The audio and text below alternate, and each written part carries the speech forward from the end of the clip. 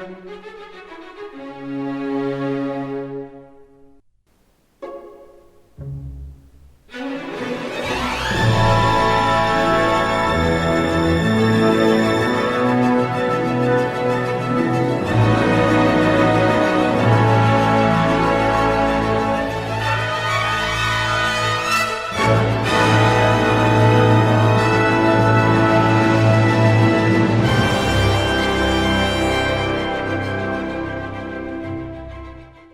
will call this meeting to order. I think I've got to take a roll call because we are remote. So, Roy, Roy here. Meet, Media. Opton's here. Jefferson here. Fully aye. Here. All right. Very good. Do the Pledge of Allegiance. Pledge of Allegiance to the flag of the United States of America and to the republic for which it stands, one nation, under God, indivisible, liberty, and justice for all.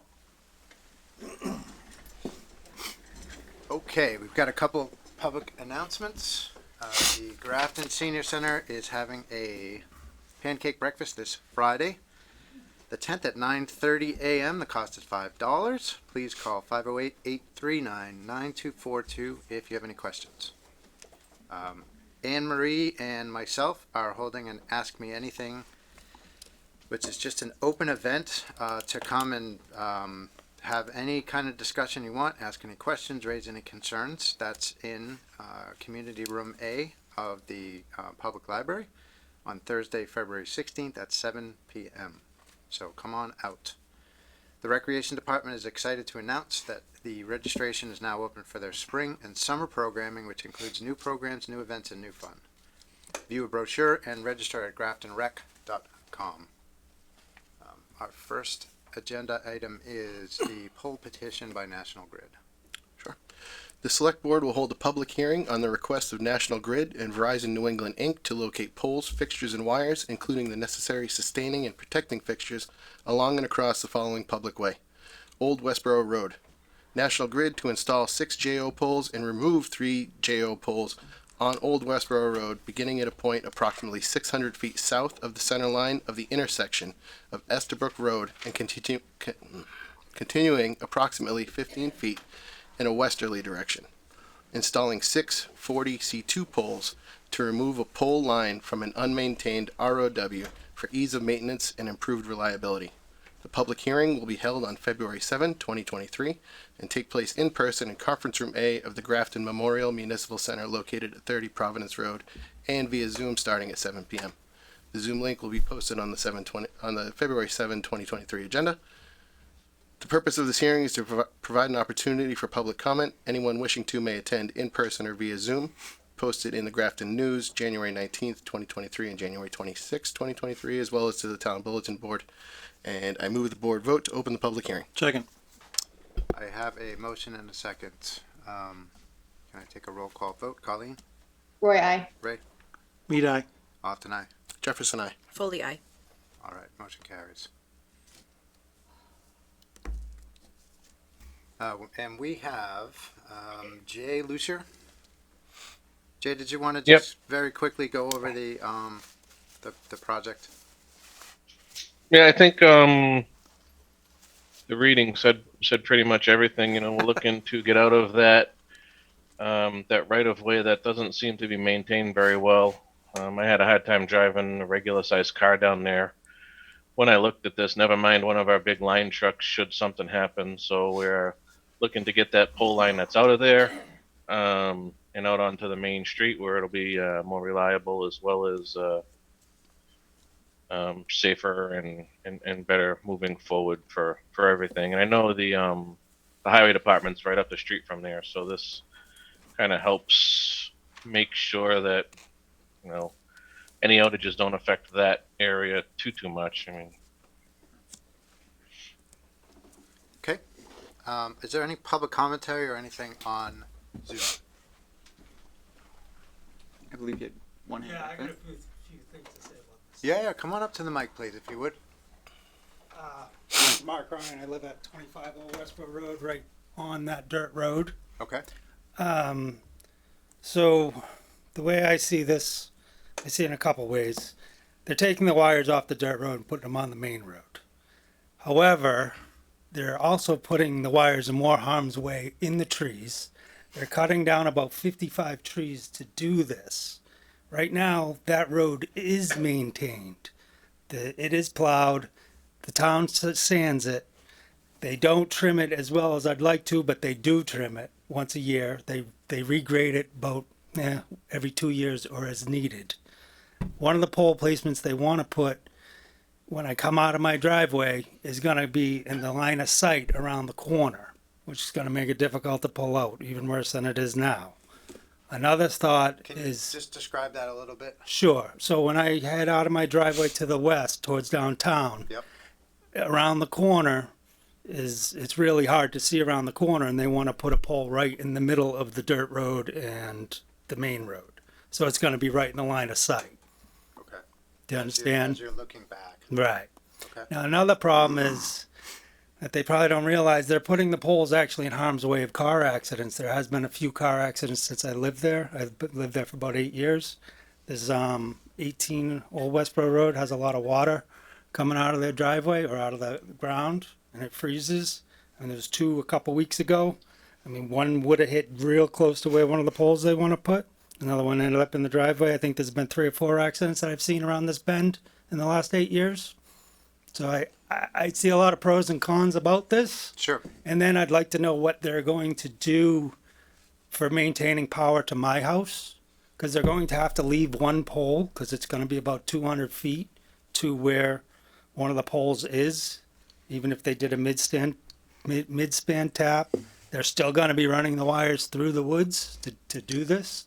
And they're putting more wires in harm's way of trees. So I'm not really all for this. Okay. Jay, I'm going to give you a chance to respond to any or all of that. Sure. The plan in place is to basically leave the pole in front of 25 and bring a single phase down to him to feed him specifically, and then bring the rest of the 3-phase service or feed for the rest of the road out to the main road. Now, if he's concerned with that first pole, I'm more than happy to meet with him or anybody out there on site and come up with a plan that makes everybody happy. Yeah, no, this- I would appreciate that if we could meet outside and figure something out about that pole. And then, so are you gonna move the transformer? I think it's pole number 10. Are you gonna move that transformer out to the main road? You would have to if you're putting Let me look at 3-phase. my design quick just to see exactly what I was calling for. You're number 25, you said? I'm number 25 right on the road. And it's that, So it's that little cut in. Yeah, so it's paved up to my driveway, then it's dirt the rest of the way. Yeah. And there's a good dozen cars that use that road every day. Why, I don't know, but the police use it every day. The hunters seem to use it. Yeah, the hunters use it. So, I don't understand why they really want to do it, because they've already had a plan in place to replace the poles, and they went forward with replacing 2 of them already last year. So I'm kind of, I think people don't like to spend money. Yeah, well, So that doesn't make sense to me either. And then the cutting down of about 55 trees, I counted every tree they got staked to cut down. So that's another issue of mine, is they're taking away my coverage of that road. so that access screening for you. Yes. and where is that, on Old Westboro, or is that kind of, So there's like an island between the dirt road and the main road, and that's where they want to cut all the trees down. And there's no trees up against my property in the dirt road. I cut them all down, any that had chances of falling, so. So, Jay, this is a little bit unusual in that we very rarely get any kind of feedback or pushback. How do you guys typically deal with this? Do you want to have a discussion offline with the resident and come back, or? I'm open to whatever makes everybody happy and comfortable. So I think you should have a discussion and see if you can accommodate with as much screening as you can leave up, and then, that is a really high-speed road, particularly at that spot where he's trying to pull out of that. So I do think a discussion and, some discussion about where that, those poles need to go on the corner there would make some sense. Yeah, we can meet with him, and I'll bring my arborist out there. I can bring whoever else Sure. Okay. is going to be involved in the project. I mean, I'm not here to make anybody unhappy or uncomfortable. I've been asked by our overhead department to relocate that Yep. line. And to answer another one of his questions, his transformer was staying. Okay. Where Would you it still currently be? is to Would you feed still? him specifically. Oh, sorry. Would you still be replacing that pole? Yep, that pole's being called to be replaced right now Okay. Okay. All right. because I don't. So, I'd suggest you just, take that conversation offline, and, come back if there's any modifications, and we'll, continue the hearing for the moment. Sounds good. How can we share contact information? We can get that and send it to you offline. Okay, perfect. All right, we'll get it to you after the meeting. So I think I need a motion Yeah, I'll to, move to continue the hearing until, National Grid gets back to us with a plan. Second. I have a motion and a second. Any discussion on that? Colleen? Roy, I. Mead eye. Often aye. Jefferson, I. Foley, aye. Motion carries. So I think that's all we need to do for that.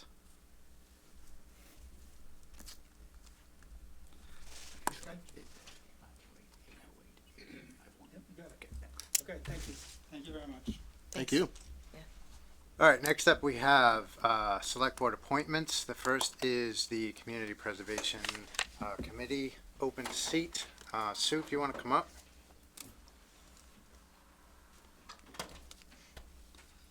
Whoops. I'm coming. Take your time. Got a bad hip.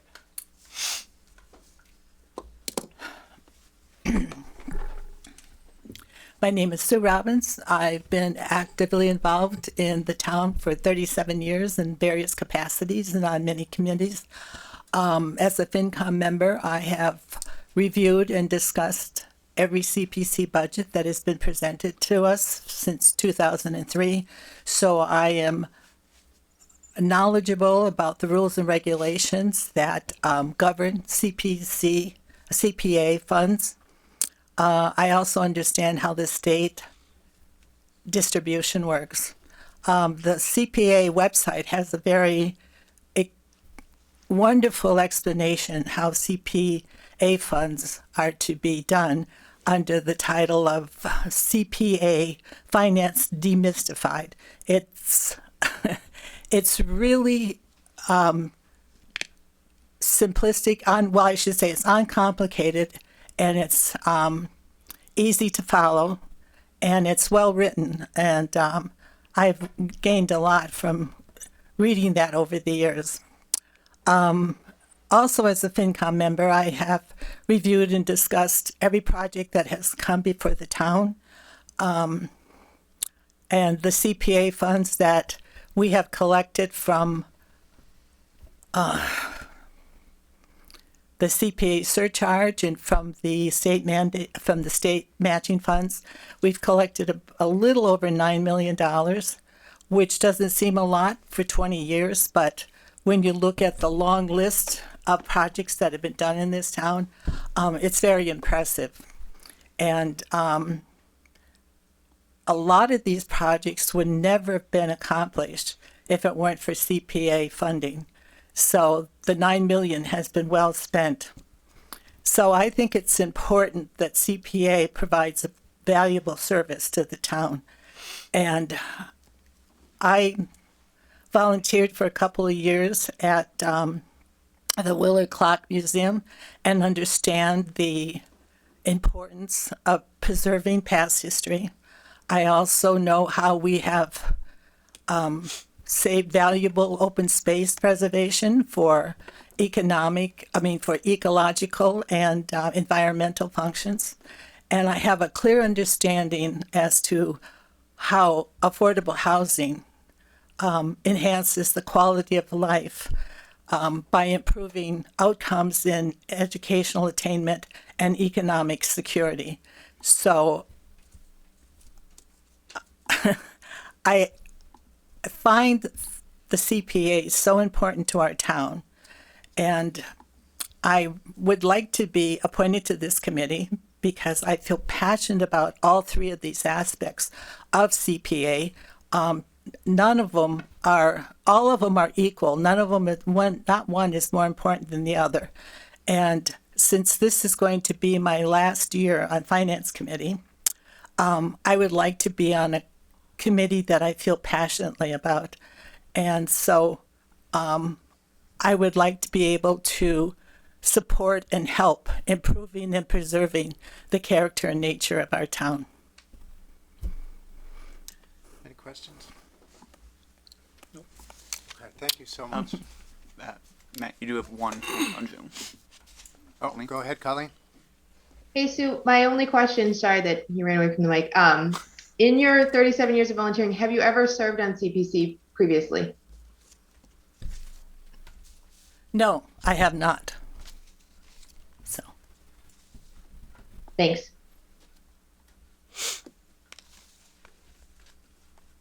Ken, come on up. Well, I'm here to express my interest in being appointed as a member of the CPC. I have 18 years' experience serving on one of the Commonwealth's most capable community preservation committees, which has afforded me a deep institutional knowledge of the Community Preservation Act and Grafton's committee. Though I've supported all qualified projects brought to the committee, I'm particularly focused on those that will add value to the community for many years to come. And by many years, I mean like 50 years to forever. Examples of CPC grants that I'm most proud of are the restored Grafton Townhouse and Grafton Common, the Ekblau Landing and the Stone Arch Bridge Park and Riverside Park, and several of the open space purchases, including the Pell Farm, the Great Meadows Gateway, and the 2 Silver Lake Conservation Area expansions. I served as the committee's treasurer for 15 years, during which I kept the committee informed of its financial status and opportunities, and continuously improved the committee's financial reporting system for accuracy and understandability. I learned CPA accounting requirements from Tricia Fay, who was the town accountant serving when the CPA was first adopted. And since then, I worked alongside of 2 new town accountants and an interim accounting firm accountant as they learned CPA accounting processes. And in the run-up to every town meeting, I briefed the financial committee on how the CPA works in the context of discussing CPA warrant articles. I led the committee's 2 large bond issues, and understanding how they work, I can readily assess future bond requirements for feasibility and prudence. I would welcome the opportunity to serve as an assistant to the committee's current treasurer. Though this appointment would be my sole membership on a town body, I'm also a director on the board of the Grafton Land Trust, and thus I'll act as a liaison with the Land Trust to help coordinate town and land trust conservation efforts. I strongly support all 4 missions of the CPC, and I'd be pleased to serve the remainder of this open at-large seat. Any questions? Nope. Thank you, Ken. Mr. Chair. That's you. That it? Oh, yeah. How about that? Mr. Mead?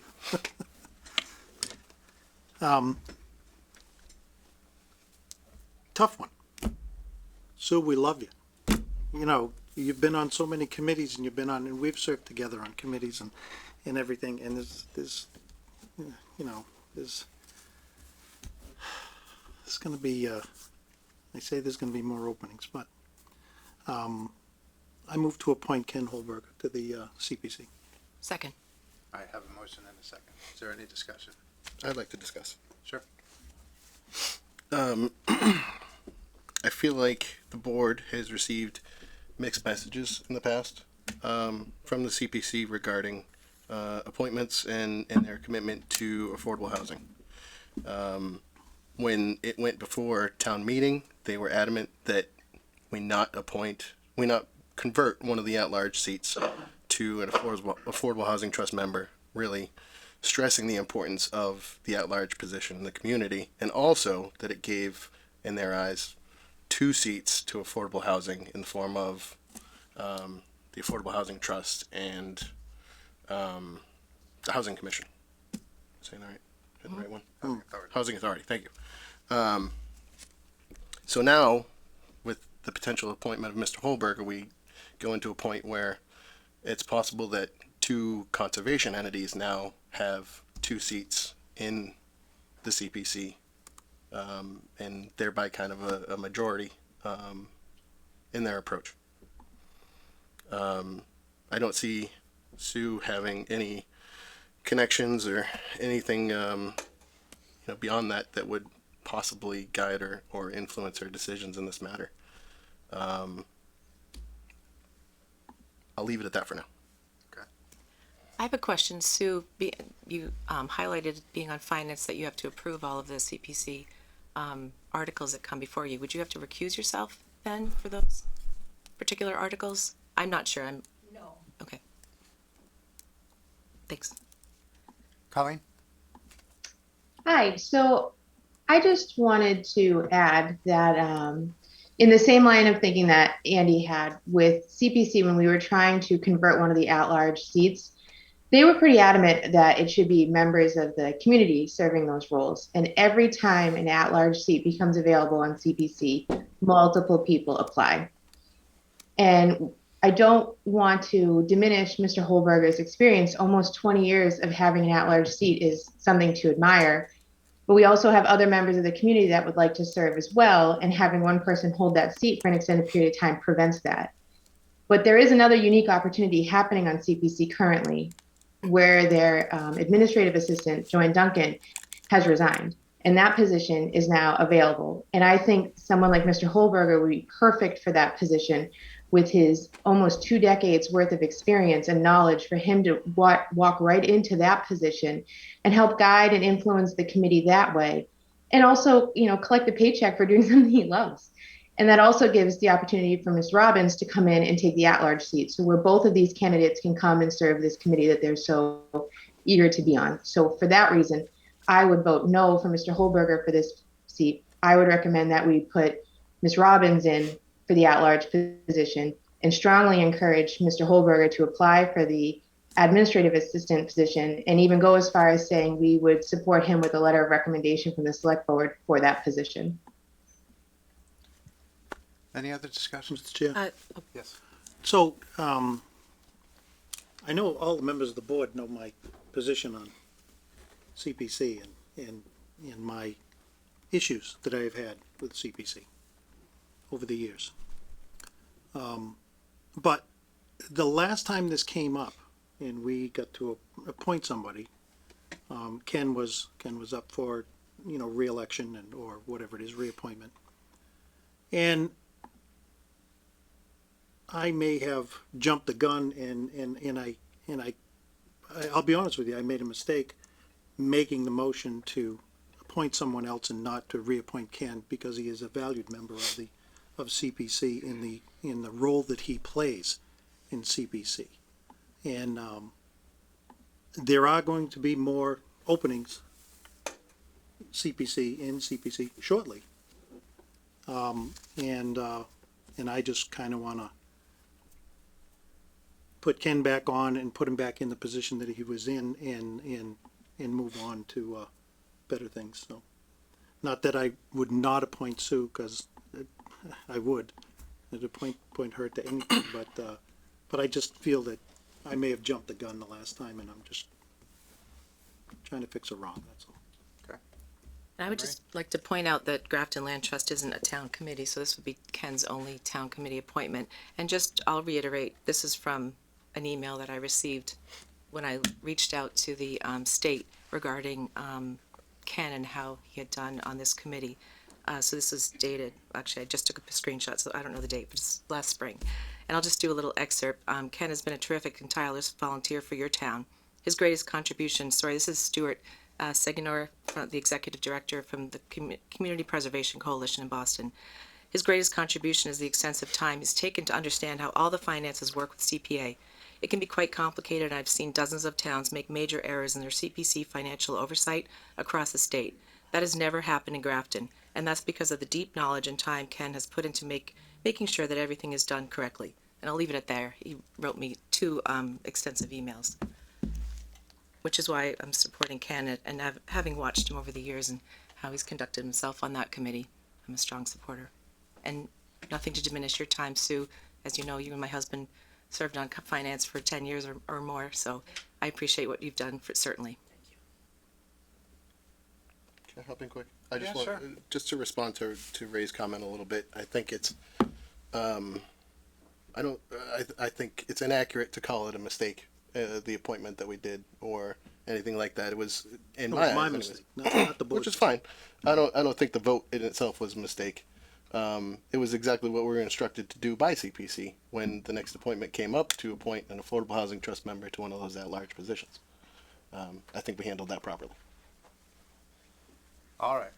Do we feel like all the discussion? Colleen's got another hand up. Oh, Colleen, go ahead.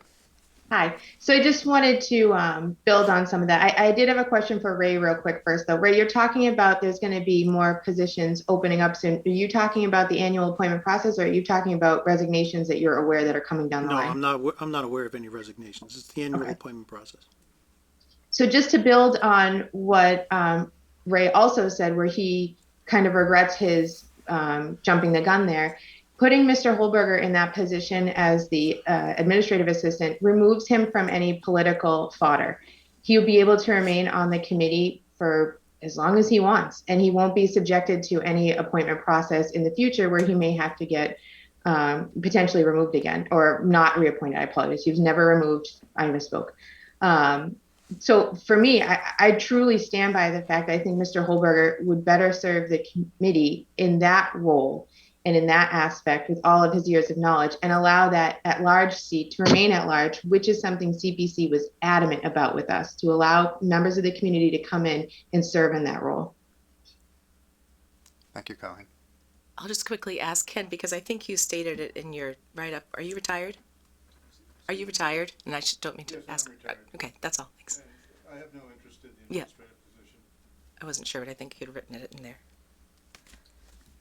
Any other discussion? Nope. Okay. Let me- I'm just going to make a couple of quick comments. Ken, I got a chance after our last opportunity to appoint to get to know you a little bit on a couple of land trust visits, and I'm really glad that I had the opportunity to do that. I really respect the institutional knowledge that you have and your understanding of CPA, the passion that you have for CPA, and the time that you've dedicated and put in to CPA. Sue, you are my absolute hero, and you're my the person that I've always tried to model myself after in terms of public service, because I just and I hope you understand. I am going to support this appointment of Ken because I think it's really important to get his institutional knowledge and skill set back on to CPC. We do have our appointments coming up. I just, in my heart of hearts, believe that this is the best thing for the town, and I think it's the best thing for CPC. So unless I have any further commentary, I think everybody has said their piece. Yep, I have. So Colleen? I'm going to vote no, but not because I don't want him to serve on the committee. I just wish he would serve in a different role, in a way that we could really use his 18 years of knowledge and not block an at-large seat. Sure. Reed, yes. Often I. Jefferson, nay. Foley, aye. All right, motion carries. Congratulations. Thanks to you both. Mr. Chair, just before we get to the appointments of the fire department, I just want to let everyone know that retired Chief Philip Gauthier passed away today. There are no arrangements or anything that are available at this point, but I'm sure that we'll all find out. Thank you for for the update, right. All right, so we are on to the appointment from the fire chief, auxiliary firefighter of Station 2, Andrea Sivakova. I move the board vote to affirm the appointment of Andrea Sivakova to the position of auxiliary firefighter of Station 2. Second. I have a motion and a second. Any discussion? All those in favor by roll call. Colleen? Roy, I. Mead eye. Often aye. Jefferson, I. Fully aye. The motion carries unanimously. All right, now, next up, we have the common victual license for First Bite Cafe, and I believe we have some people here or on Zoom. Do we have anybody here to? Yeah, come on up. Doing great, yeah, if you just want to stand at the mic, and give us your address and, location of the business. It's 156 Main Street, Grafton, South Grafton. Got it. It's First Bite Cafe and Pizzeria. Okay. And just basically, We're I'm taking over the existing owner that's there. I Keeping see. it turnkey, just doing the so same this thing. is a transfer of license, basically. Yes. Okay. Any questions from the board? No. All right. I move the board vote to approve a common victular license for Peter Rivera of First Bite Cafe. Second. I have a motion and a second. All those by roll call. Colleen? Roy, I. Mead eye. Often aye. Jefferson, I. Fully aye. Thank you. Okay. Best of luck. Yeah. Absolutely. All right, next on our agenda is continued business and new business, and our first item is the display of flags on municipal property policy. Colleen, I think you were going to lead the discussion. Am I looking at the wrong agenda Yep. here? Because I have first up is the Affordable Housing Trust update. Yeah, that's what I have Oh. too. I'm going by the packet, so let's do the Affordable Housing Trust update. Come on up. Okay, sorry about that. Yep, no worries.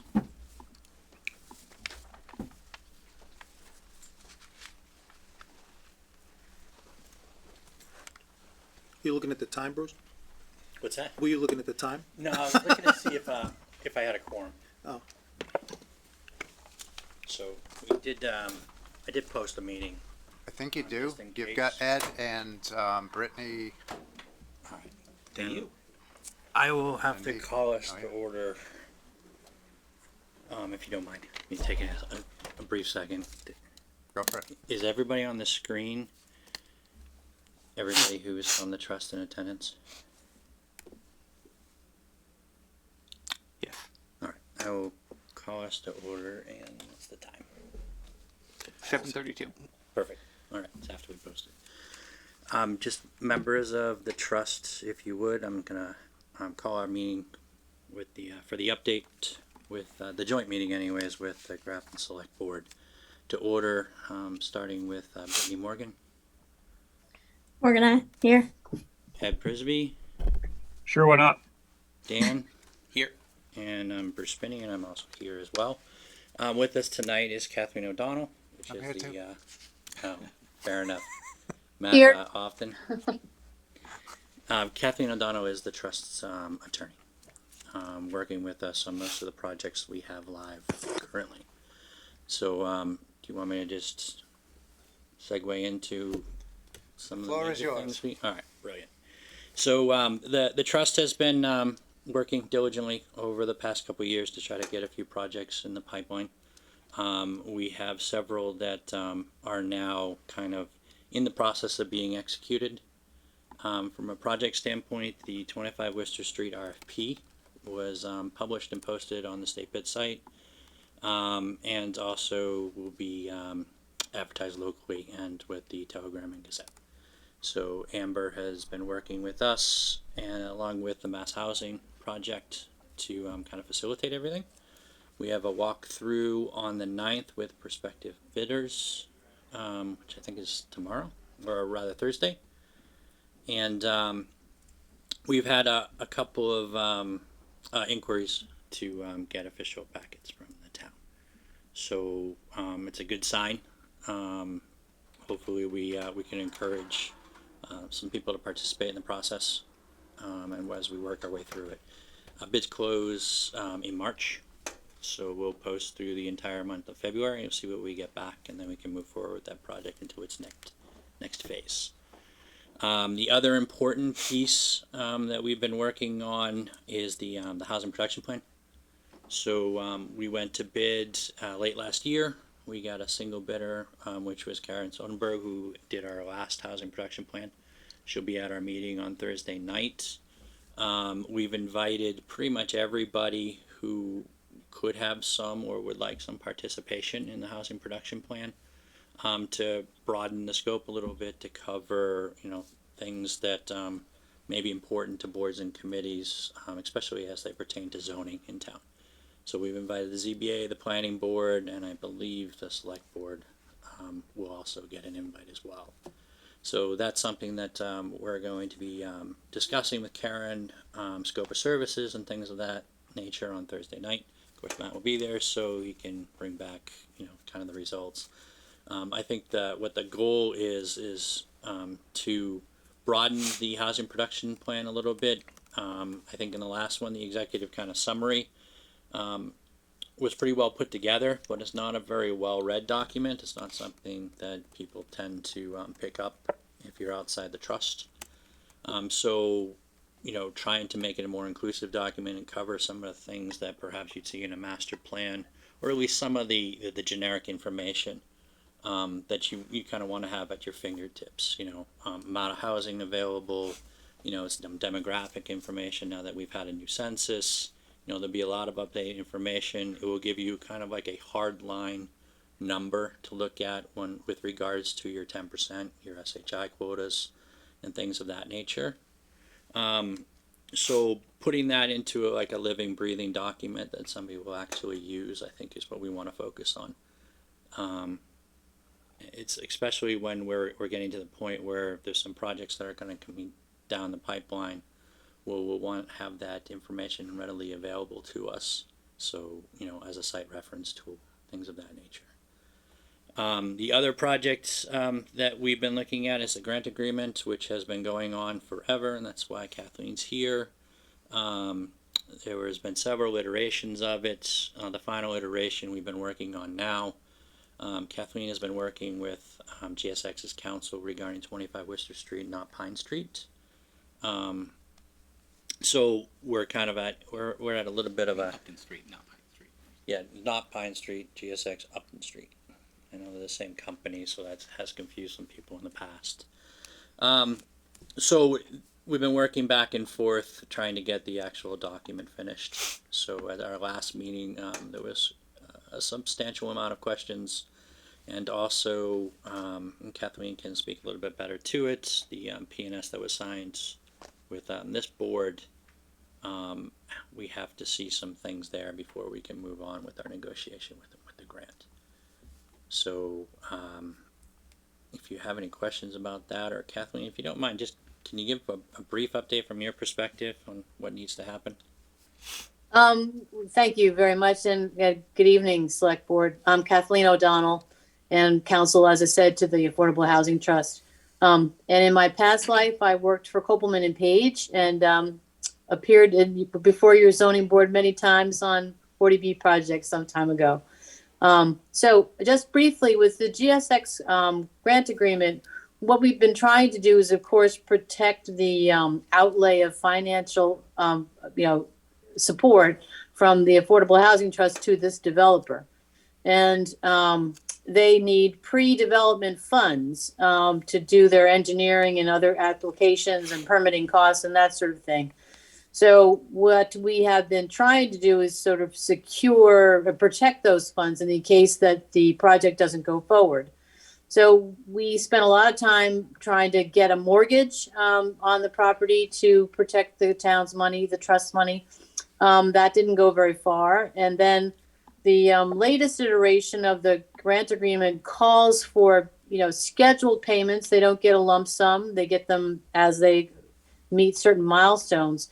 But that in the event that the project didn't go forward, they would assign the sort of materials we had helped pay for, as well as assign the purchase and sale agreement to the trust.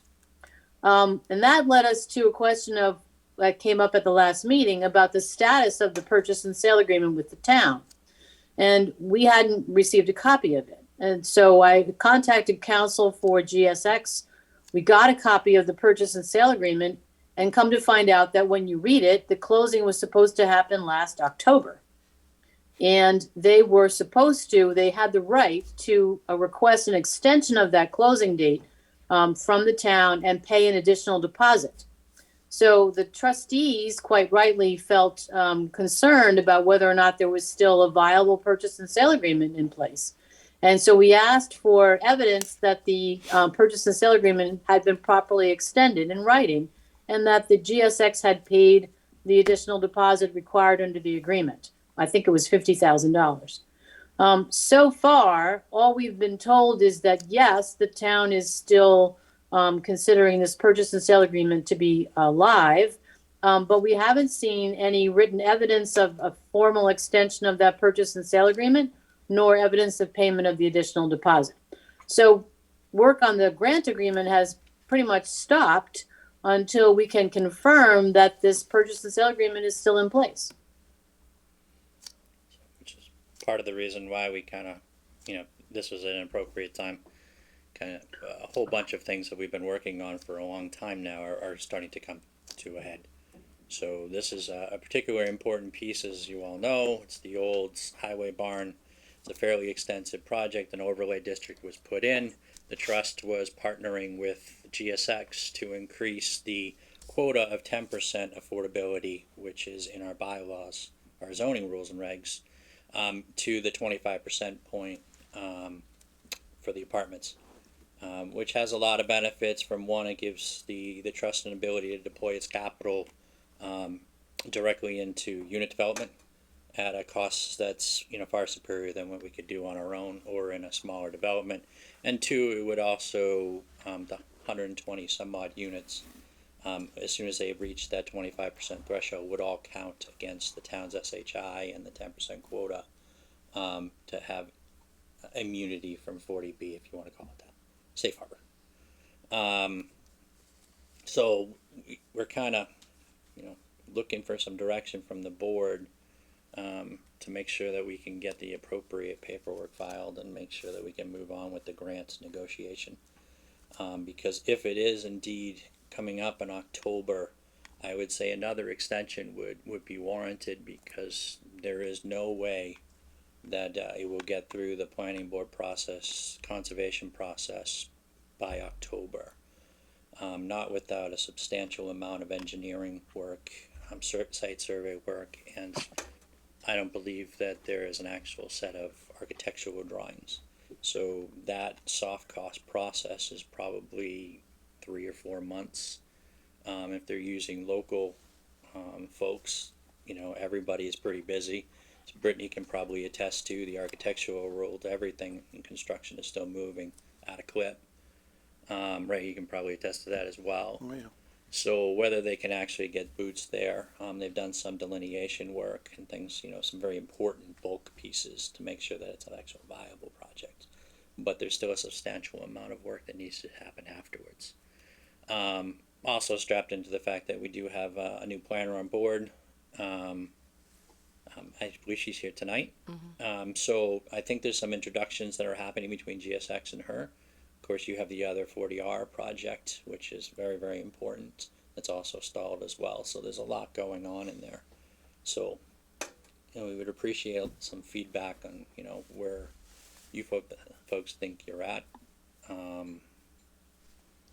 Just to clarify, Bruce, so 10 October of this year, of 23, I thought you said 22, Kathleen. No, actually, the purchase and sale agreement called for a closing last October. Okay. And they had the right to extend the closing date for a year, But they didn't? which would be until October 2023.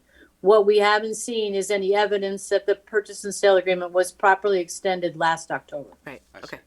It certainly never came through this board for re-signature or a document that says the 50,000 has been accepted, etc. You would have had to have said yes, but I don't believe that ever happens. Chairman. So Bruce, based on the Pine Street situation, and then, you know, this situation, do these guys have any money? So I really don't want to speak on behalf of their business model, but Okay, but, okay, let me rephrase the thank question. you. Does it appear that they have any money? So, the Pine Street, as far as like the soft costs are concerned, as far as I'm aware from conversations, and I don't want to go out too far on a ledge, but it means something when we're talking to them about the 25 Upton Street. But they're separate pots and they're separate investment tools, scenarios. Yep. Similar in how they're going about capitalizing each, but the soft cost was their burden. So the demo, a lot of that work is actually funded directly by them. The Upton Street is very similar. They would take the same approach. They would get a shovel-ready project, and maybe they would shop it. Maybe they would do it on its own. Maybe they'd go to HUD and get some financing there. It really depends on what their model is and what their appetite is for debt or, you know, equity investment. So they're going to do what is going to work in the current environment. So I don't think you can blend the two together.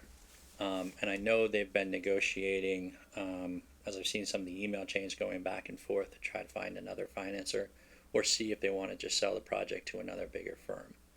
GSX, with regards to 25 Upton Street, partnered with Beacon, which is a Massachusetts or New England company that had a very different approach to what they wanted to build there. So they went through several iterations of that particular project. It went on for 8 or 9 months, and then the two parties couldn't agree on a model that was going to work to carry the project forward.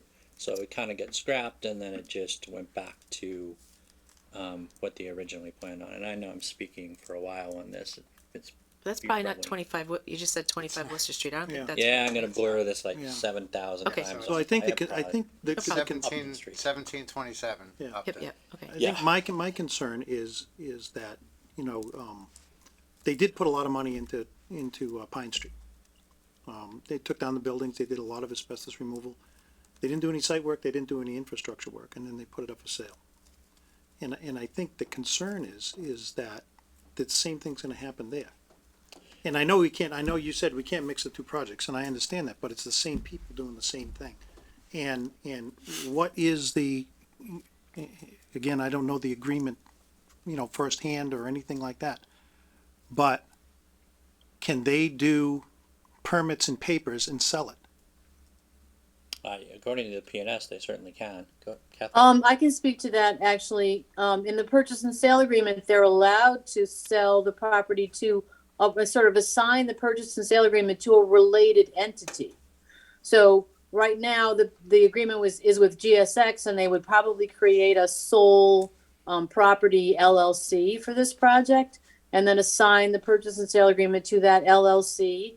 But they cannot sell it outright. They can't even transfer it to the Affordable Housing Trust without the reasonable approval of the select board. Right, so they can't make a profit on it, in other words. They can't roll up papers and permits and make a profit on it. No, they can't have to selling it to somebody else outside, not a completely unrelated entity. They have to come to you guys. Yep, okay. So I have two questions. One is, why is the purchase and sale still alive per the town? That's, I don't know, it's your document. Yeah. Yeah. So this is just part of the diligence that Kathleen and I and the rest of the trust have kind of been moving this along. I think, So that's part of the support you're looking for. yeah, we, Help us clarify What's our where we are? position well, yeah, in because regards to this. everybody here knows that, you know, these projects, once they actually get to the point where they're viable to go into the permit process, there has been some experience in town already with the overlay districts, but that's still a 2 or 3 month process. There's substantial wetlands concerns here. So my guess would be that even if they ran concurrent with the planning board, I'm guessing it's going to add a couple months to it.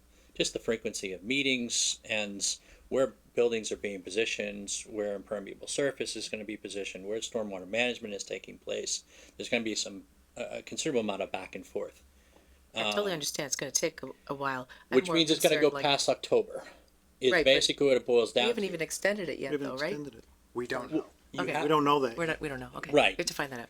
I would say that that's something for you guys to figure out. Yeah. But in the document as it currently sits, that automatic extension was just by right for them. They just sent you a check and they moved on. So if that check is somewhere and we don't know, I guess it would be considered to be extended. Sure. We need to see that in writing, of course, before we move any further with them. But that being considered, they're allowed to go to October by right. They have to come back and ask to extend it past October. And at where the project is now in the timeline of things, there's no way it's going to have a permit granted by October. Has there been any discussion by the trust of closing the book and walking away and starting over? But that's not. It's not our Oh, the property. trust. Yeah. It's us. It's not our decision. I mean, that's kind of where I don't think the trust has the appetite to go another year with this just to have a select board that's going to say, well, you know what, here's your money back. Of course, the PNS refunds all that money to them. We're going to go back and do something else with it. We've reconsidered. Right. So I think our other option is to let this PNS expire, whether they've extended it or not by right, from 22 to 23. We have the option of not extending it past that and basically going back out to RFP and repackaging this to other developers would be our other basic option, I think. Well, if we don't have a check and the vote was never taken to extend it, then it's done right now. It could be, but we don't know. Sounds like we, But I as think the those are the town, need to do options, some right? work. We decide yeah, whether we want to move forward with GSX or not. Yeah. It's sort of for the select board, we need to signal to the trust what our intentions are so that we don't pull the rug on them in a year. If you're looking for some guidance for the trust as well, we some of us have a lot of time vested in this particular project through several iterations, and as you are all aware, these projects take years and years to develop. So I would say that this is, while a painful thing that we're going to have to deal with up front, I think it would benefit bringing them in before you, getting talking to the principals and making sure that your two parties are on board. And then let the trust decide whether it wants to reinitiate and close out what we're doing and have been putting together. Because as far as a project is concerned, it is a good project and it's a good use of the property. And the town specifically said, we want this there. Because we went to town meeting and popped the overlay just in that spot, which is very, very, it's not very, very dense, but it's a dense zone. So it's valuable to the trust, it's valuable to the town, and I think it's a good use for it. But it's just carried on for a while, and we need to make sure that everybody's rowing in the same direction.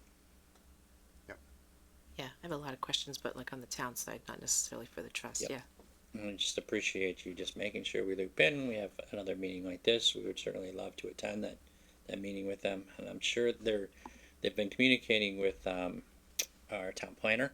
Yep. I've been on that chain, so I'm not sure if you've actually met Fiona with them yet or if that's coming later on this week.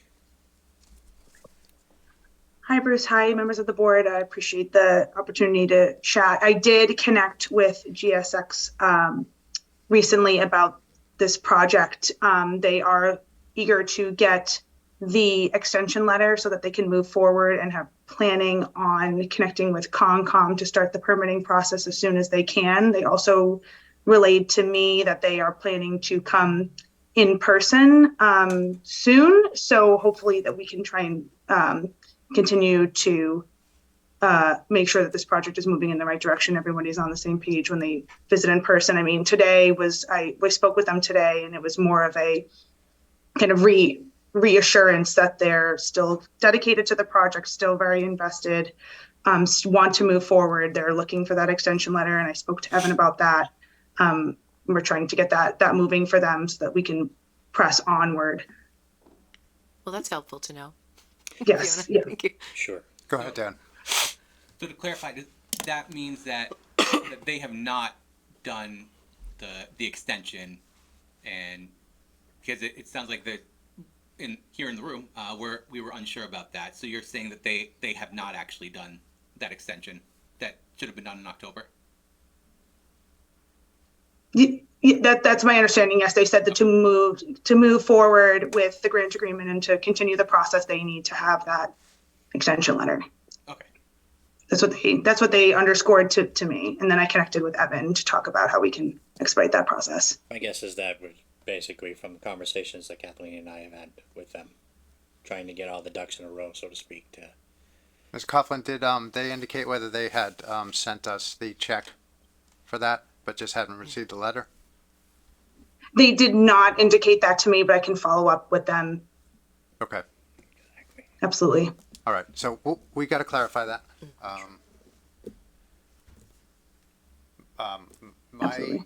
personal opinion is I think this seems like a conversation that needs to continue with the town planner to get reassurances and a level of comfort about this. This certainly is not my area of expertise. I don't know if you wanted to try to have a discussion with them or have them come in.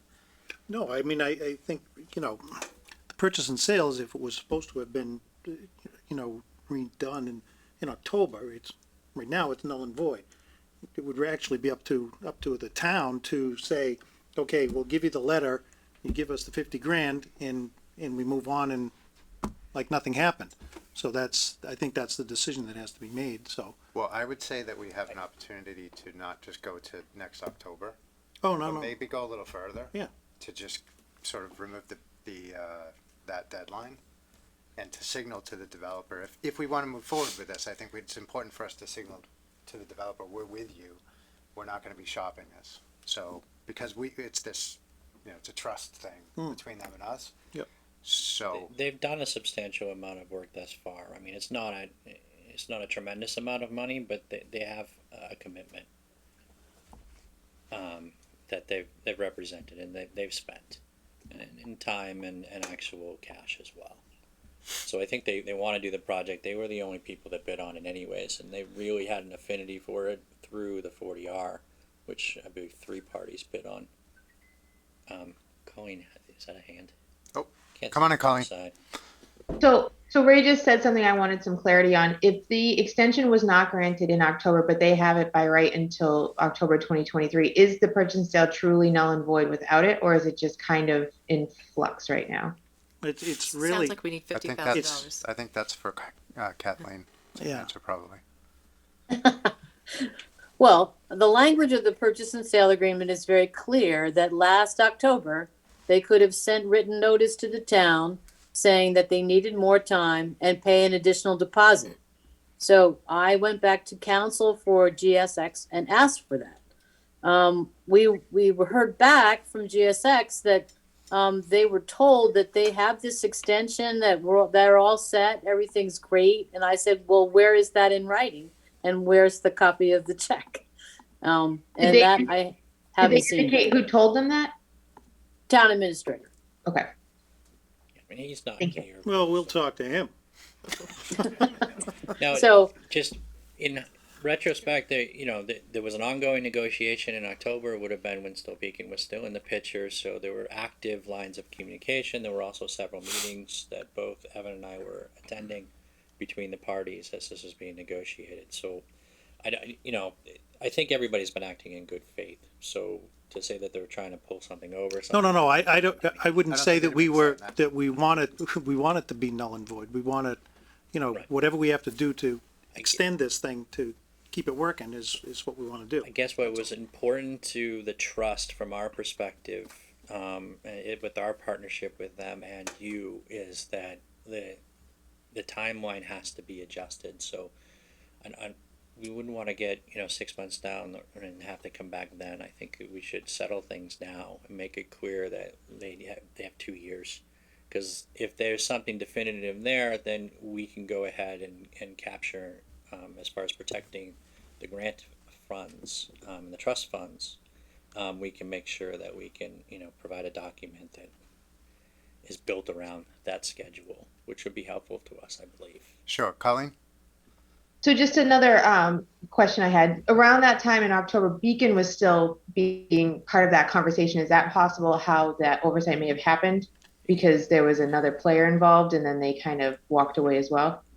I mean, maybe I can't say for sure, but I know that it wasn't like there was like a 5 month period where just nobody was saying anything to anybody. There was a lot of conversation, and this has been kind of living and breathing for a while. So I would say that is probably an oversight and just needs to be corrected. But in following up on this, like I just said, we need to make sure that we rebalance out the whole thing. To provide them with enough opportunity to get everything done. Okay. Let's see. Other projects, we have some other trust members here. I know Colleen wanted to kind of have an open forum and a dialogue, something beyond just me talking, and I'd love to talk, so You do? I do. I even wore a cardigan for this thing. I feel like it can go on for hours. But I want to give some other people the opportunity to.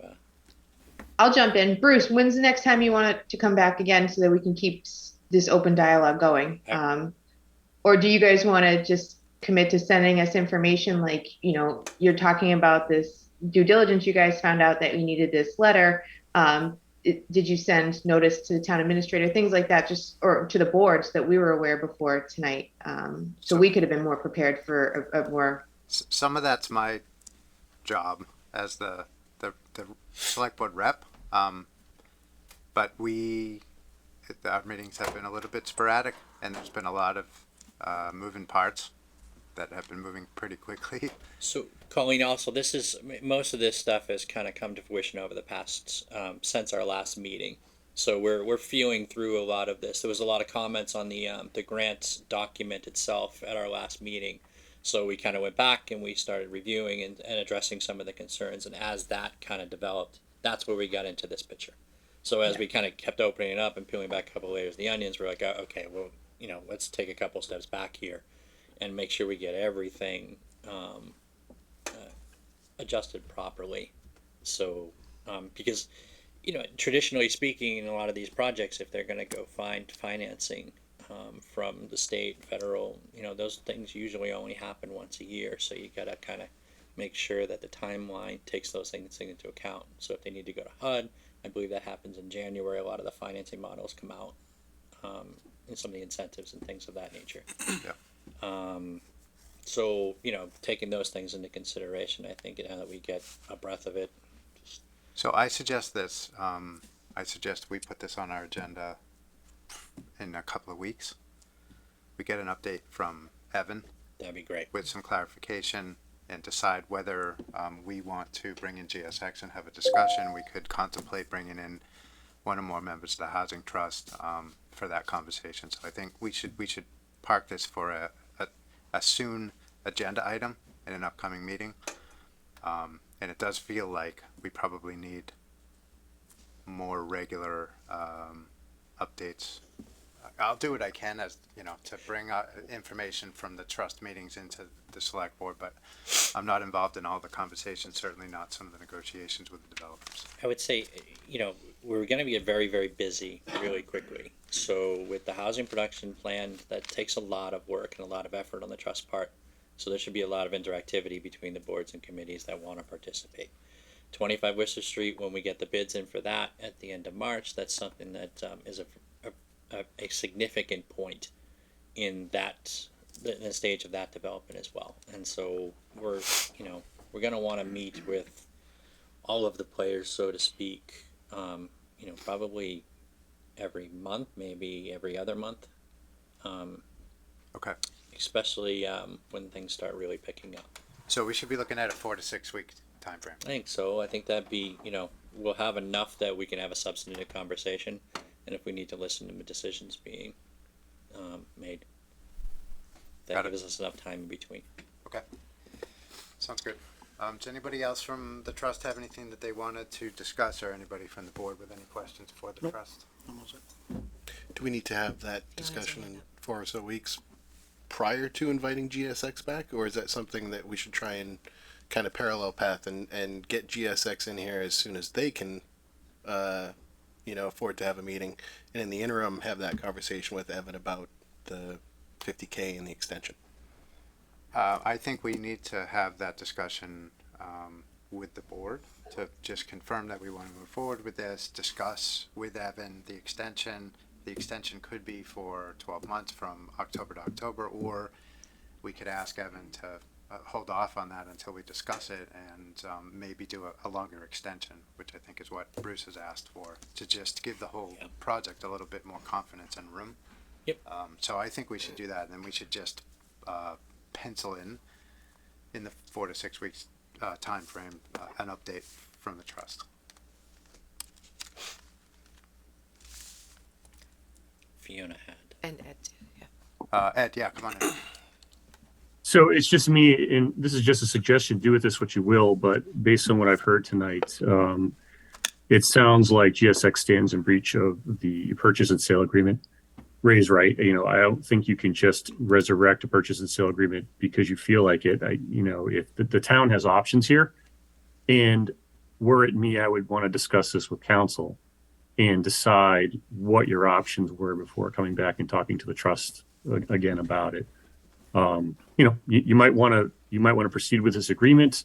You might want to negotiate a new one. Maybe you don't want to do this with this particular developer at all. But that's up to you guys. And I think that, for me on the trust, that input would be helpful. Yeah. Okay. I have somewhat unrelated. For me, I just want to see the purchase and sale right now and just make sure it's, that we even have one. But I just had a question with the Pine Street project kind of changing. I seem to remember, like, with some of these things, we offer discounts on permitting and whatnot. And I don't know if that was a project where we did that. Yes, we did that. That's what I was thinking. Yeah. And so does that come back to us, or is it just, do they just walk away? Well, most of those things were when they actually they occurred. So you had some mitigation of the local permit costs. Third party review was on them to pay for, but I don't believe they were at that stage. So they did pull the demo permit, and then some of the other things like connection fees and stuff like that happens Afterward, okay. So we asked for the same thing for the project up on GSX, so we could kind of leverage some of the trust dollars. Right. And I think we were all part of that conversation. So we need to revisit that as well as Right. part of this process. Okay. So one of the things that, when we designed the grant agreement was that the trust exposure would be covered in the collateral of the project. To make sure that we got the property back if they just abandoned it or left. And then, most of the money that the trust was going to give as far as permits and engineering work and things of that nature, those have value as long as we actually have the land. So I think we've worked out most of that piece of it. But now this hiccup here, kind of, we have to take another look at it, and the decision's up to you folks. Just something else to consider, I guess, yeah. Sure. Yeah, and Anne Marie, once the Pine Street property transfers to somebody else and they sell it, the deal's off the table. So any deal that the town made on permits or reducing permits or anything like that is now gonna be transferred to another entity, and Sure. that deal is off the table. But were any of those incurred, and did we just lose them? I don't know. Again, that's another animal entirely. It's a much larger project. yeah. It's a 40R project. It's shovel ready, so it's in a much different stage than this one. No, I know. This is a separate question. Yeah. Yep. And I would say on their defense, but I've seen a lot of projects that have stumbled because the cost of financing has Right. risen considerably. So for a project in the the $60 million range as far as going out and borrowing dollars, you're talking $700,000 a year in increased payments when you reshuffle that money around. So they blow a lot of projects out of the water. Okay. I think it's important for us to communicate with Evan to just let him know to hold off for now on the extension. Right. Unless we have the 50,000 and it's been signed and we just don't know that. So that's a different case, but I'm saying if we have to give them a letter. Sounds like we don't know, yeah. Okay, but still, even in that case, they don't have enough time in that extension to get a permit, not in this. Understood, but that's a separate scenario. To Mr. Prisby's point, I think Yeah. we want to explore our options and clarify our position before we move forward with anything. Yep. So that we leave ourselves in the best position possible. I'm just saying, in this town, I didn't mean in a derogatory sense. Just having some experience on the planning board, et cetera, and just looking at the overlay stuff. That, you know, it's more than 9 months. We're at the point where they're at now. So. Got it. Okay. Okay. Dan's. Yeah, so I just wanted to say kind of more generally, just as the like these uncertainties are coming up. A while ago, there was a lot of talk about, you know, we were getting into safe harbor, and it looked like we were on track to hit that 10%. And I think this is a good reminder that there's uncertainty in all of these projects. And, you know, on top of the reason of doing affordable housing because it's good, this is just another reason why we should continue to pipeline these, continue to get new projects beginning in the event that some of them might not pan out. And to dovetail off that, until the housing production plan is finalized and we have all that new information, I would make no assumptions on where we're at as far as trajectory for safe harbor is concerned. I do know that the memo from DACD says we're in safe harbor for that 2-year hiatus, basically until next, I believe, February or March was the letter that they sent. So once that expires, I'm guessing Pine Street will be nowhere close to an occupancy permit. So you'll have, you know, starting next year, a considerable amount of exposure as far as the projects coming in, you know, where you want to see, and you have so many in the pipeline now. It's something to remain cognizant of as we approach next year. All right. I don't want to get too much further into predicting the future. Oh, I get so much more. But I definitely take your point there. We can talk about something else. Anything else? We've got a few more things on the agenda. Okay, fine. Bruce, you're more than willing to stay. You can't say anything, but you can stay. No, that ain't gonna work for me. Actually, I just need to adjourn. Is everybody comfortable with where we're at on the trusts? Amen. Okay, then I'll entertain a motion to adjourn, please. So moved. Second. Oh, Matt, playing both boards. By roll call, Brittany, Morgan, aye. Ed, Yep. Matt, Yes. Dan, Aye. and Bruce. I am out as well. Thank you very much for having us. Look forward to kind of piecing this together as we go the next couple months. Thank you, Ms. O'Donnell. Thank you, Kathleen. Thank you, Fiona. Already gone.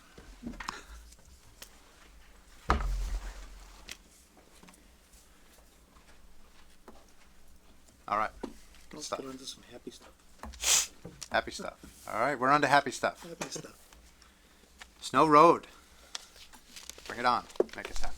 I like the way you said happy stuff. That was Happy good. stuff. That was a great introduction. Dan teed you right up. We need to get some stuff in the pipeline. Yes. I was sorry you kicked him out. Welcome, gentlemen. Thank you guys very much, introduce board. yourselves. Good evening, board. James Benincasa, developer with John Grenier, Grenier Engineering.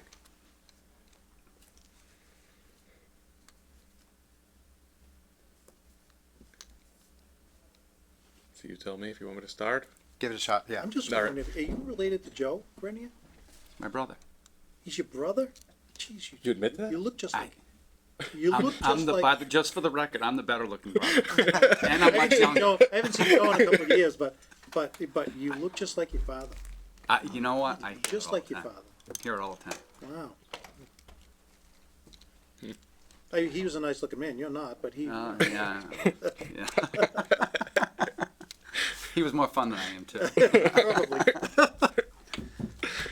All right. Well, yeah. All right. So the, where we're at with the project, I don't know if John want to give an overview. We dropped off some stuff a little while ago. We've obviously been meeting with Ray quite a bit and speaking with Ray about the project, and had some back and forth, and he's keeps beating us down on unit count and doing a great job against us.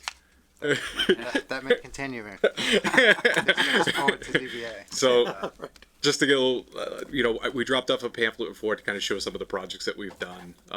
We've completed quite a bit of these.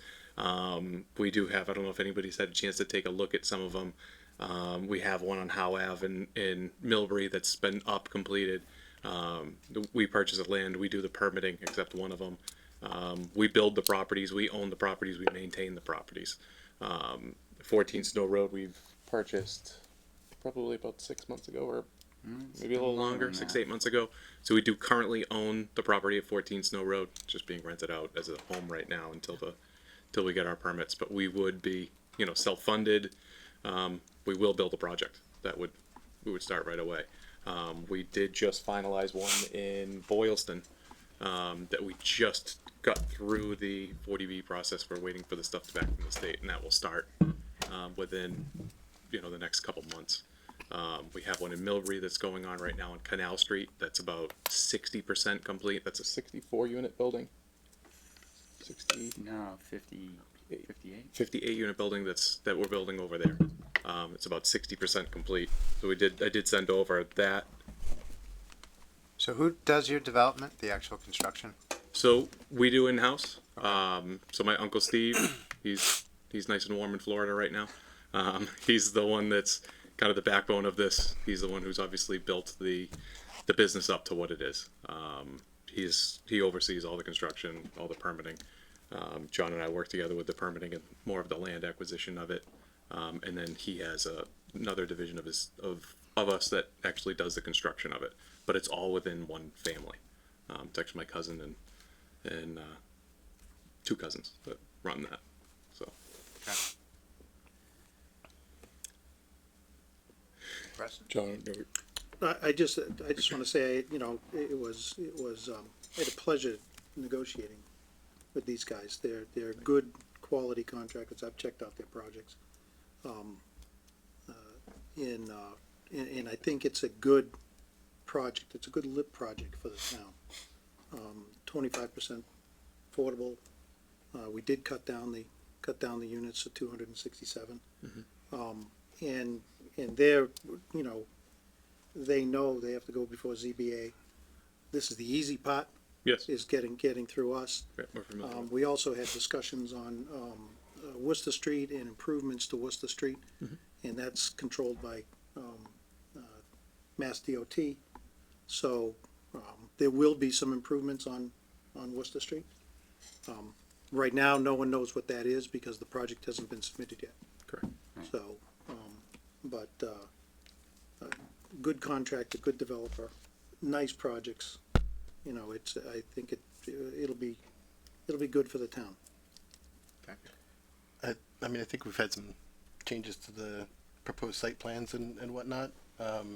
Feeling like it would probably be appropriate to share those publicly and discuss some of the changes that have been made since the last time you guys came before the board and where the project currently lies. Yeah, can you open up the They have it in front of them too. what's that? Yeah. Down there, they can see it. So it's a total of 4 apartment buildings, with the on the north and south side of the project, which is closer to abutters. Those got reduced. Originally, we were proposing 4-story buildings, but just to make sure that it blends in with the topography and the surroundings, we reduced the floor level to 3 floors on both the north side and the south side. The buildings that are further to the east, which are on the back side of the property, furthest away from Snow Road and furthest away from any abutting properties, those are 4-story buildings. So the two, the north and south buildings are 48 units apiece. The 2 buildings that are the furthest to the east are 64 unit buildings. And then we also mixed in with that townhouse style units, which are on the westerly side adjacent to Snow Road, and on the northerly side. So we tried to pull the location of the buildings closer to the center of the project and have more townhouse style two-story units around the perimeter, which would again blend in with the neighborhood a little bit better. We are including a clubhouse at the entrance, and we do anticipate having green space behind the clubhouse and in the rear portions of the north and south buildings. So, and that would be a good amenity area, good green space. Whether we have, you know, a little swing set area or, you know, other amenities, whether it be a little dog park, or those aren't set in stone yet, but we do have a good green space there that we could. Is that 2-3 acres? It probably is. It probably is. Where is it on that map? It's right in the center portion Okay. of Try to keep it as like a, you know, an open space quad an area. open space, almost like a quad And, area.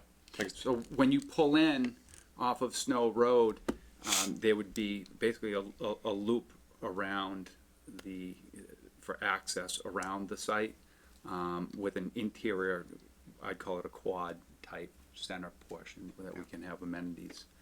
And then also mixed in, as another kind of a nicety for the community, we do have detached garage spaces. So those are placed again on the south side of the project and then intermingled throughout the perimeter. So if residents do have, you know, whether they want it for their primary vehicle or if they have a secondary vehicle, they want a garage space, or they just want to have some additional storage area, that's a good amenity to have the detached garage. And that's been actually very popular in other communities that we've done.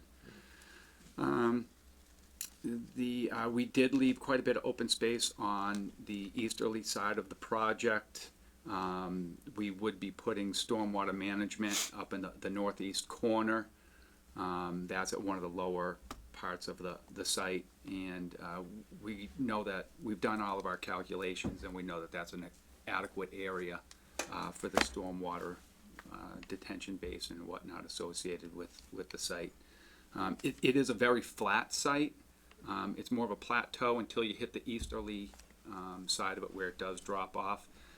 It is a good all sand and gravel, easy construction, no ledge, anything like that. So it's kind of an ideal site in terms of construction and in terms of being able to recharge water into the ground and things we have to do in terms of conservation. And also that speeds up the construction process too, when you're not battling into, you know, bad soils and ledge. If it's good sandy gravelly material, it would move construction along at a quicker rate. In terms of utilities, we'd be tying into existing water and sewer services, utilities within Snow Road. We pulled up any of the record plans already for the sewer that goes down Snow Road. We can hit that with gravity, so we wouldn't have any pumps or anything to take care of any of our sewer services. I think that's the pretty much the nuts and bolts. If you have any questions or any other comments, we'd love to try to address them. What are the materials you used for the buildings? So, do you have the I haven't- elevations? We didn't get the handout or anything. Wood frame. You looking for? Yeah, wood It's frame. all wood. Yeah. So like combustible.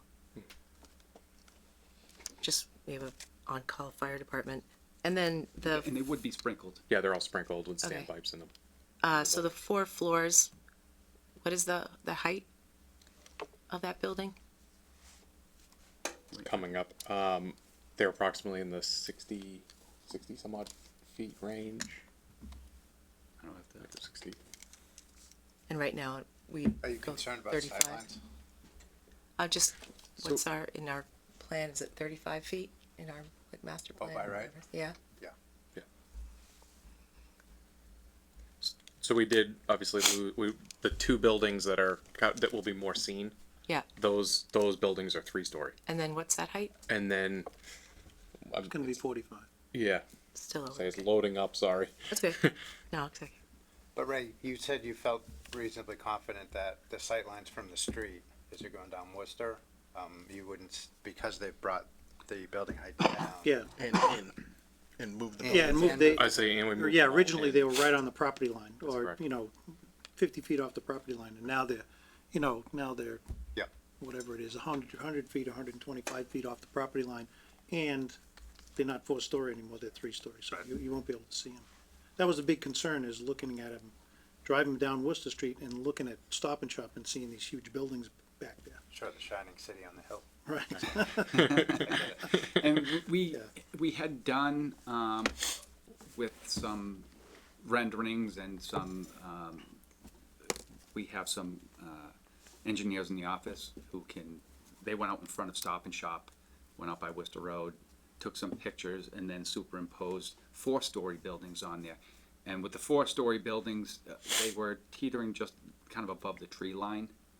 That's on the back side of Stop and Shop. Yep. And so by reducing it a story, and then we're pushing it into the site, you won't be able to see it from along Worcester Road. Got it. Are the townhouses, will they be owned or rented? Rented. So the whole The property is entire, rented? yeah. So you'd get the town would get the credit for the entire project because we would own and maintain everything, and rent everything. And I feel like we talked about, you did a traffic study or someone's doing a traffic Yes, study? they're doing traffic study. Okay. Is it done or not yet? Not yet. Okay. Not yet. We're expecting it any day now. And so there was some negotiated funding that comes to the town. Yes. Yes. Yeah. Yep, there was $300,000 to the town, 25% of the units affordable. Right. So it would all count. Unfortunately, towards the, AMI we couldn't do anything with. Yeah. Can you guys talk about that a little bit? Just, I'm on the Affordable Housing Trust, so, always advocating for more affordable, more which is as affordable as possible. And I understand that there's costs associated with that for you guys as ongoing operators, but yeah. So the issue that we're having right now, which is kind of similar to what they were saying before we got up here, is obviously the cost of everything, and now the interest rates and everything creeping up. It is very expensive to build these. Yep. So to add more, prior to everything that's been going on, the affordable units were close to a break even. They're not anymore. You lose a lot. I want to say almost like 3-to-1 is like the ratio right now. It costs a lot of money to do those. So to increase the amount, it would make the project. We want to be able to build it. Sure. That's what it I comes get down it. to, right? Like at the end of this thing, we really look at it. We're going through it because we truly intend on building this project as soon as we get our permits. So to increase that number, right now the numbers are just crazy. Sure. It's the cost of material, labor, and financing. And again, we have financing in place. We're very well funded, so this project will get built. But also have new sidewalks down from the property down to So CVS. we have to extend the sidewalks to the community. Extend the sidewalks to the community from Worcester Street. Remove the 4-story from 2 buildings nearest to Snow Road. Work with traffic engineer and DPW as far as anything that we would need to do with that intersection. The walking trails around the community, we would be making those open to the public.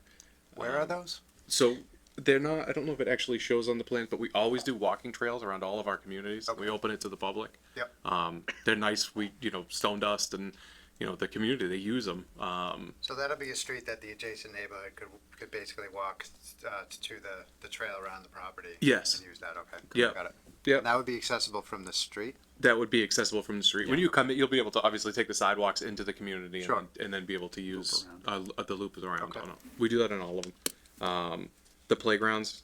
So a lot of the playgrounds that we're building now on these communities, they're really not used as much by the tenants that live there. They don't, believe it or not, with these apartments, if you guys, but we don't see a lot of kids. A lot of our apartment buildings, it doesn't draw the kids that everybody always thinks they are. but a lot of the playgrounds now are used by like the grandchildren, guests. So when we were first doing them, we didn't have them. Now we started to add them all into them and actually go back to a couple of them and add those. Really it's more for like the grandkids who's been using it more than people living there. A couple of the projects we have like one kid. It's odd, you know. Yeah. But just what it is. Grafton might be different. To that point quickly, is there any sort of parking allotment for anybody who decides to come in and use, access that path or the playground or anything like that? Like what's the public parking the situation? parking, I don't know what the percentage was. We try and do 1.7. Typically, the ratio we have is 1.7 parking spaces per unit. And then we also have parking in front of the clubhouse, and so there tends to be quite a bit of overflow parking. Does that parking include the garages? No. It doesn't, okay. No, doesn't include the garages. So there tends to be, the trend is that, because we've had people question at 1.7, is some places they say, is it too much parking? We don't want to have so much impervious area, or is it not enough parking because we don't want the parking lots jammed and people, going out and parking and, on the shoulder of the road somewhere. Right. The way that it's played out in a number of the other projects that we've had is at 1.7 parking spaces, you have plenty. You do have some, excess spaces, but not a lot. So you do have the ability, if people have people over or people are coming in, they have visitors, whatnot. It tends to be the sweet spot, so to speak. So. When we're designing the communities, we look at all the data that we have from our last ones, and I think that's kind of moved around a little bit, the number that we've had, and this is kind of what we've seen to be working. Obviously, we don't want to have a sea of asphalt, right? Like the goal is to get as much green as possible, but obviously, if I don't have enough parking spaces, I'm not gonna be able to rent my units, and we need to get the rent in. So that's where we've seen the sweet spot. Obviously, open to discussing, or if you have data too that could help. But that's where we've seen it in the projects that we have going. I think that's around the ratio that's being built around town. I'm And gonna the pause. ZBA will regulate that anyway, so. Absolutely. Yeah. I'm that what gonna they did pause this too? for just a second. Colin, you had a question? I do, thank you. Is there any consideration for inclusion of electric vehicle charging stations? So for not only as an amenity for residents, but when people come to use the trails or, the playground or whatever other amenities you include, that the community members could also be charging their vehicles while they're there as well?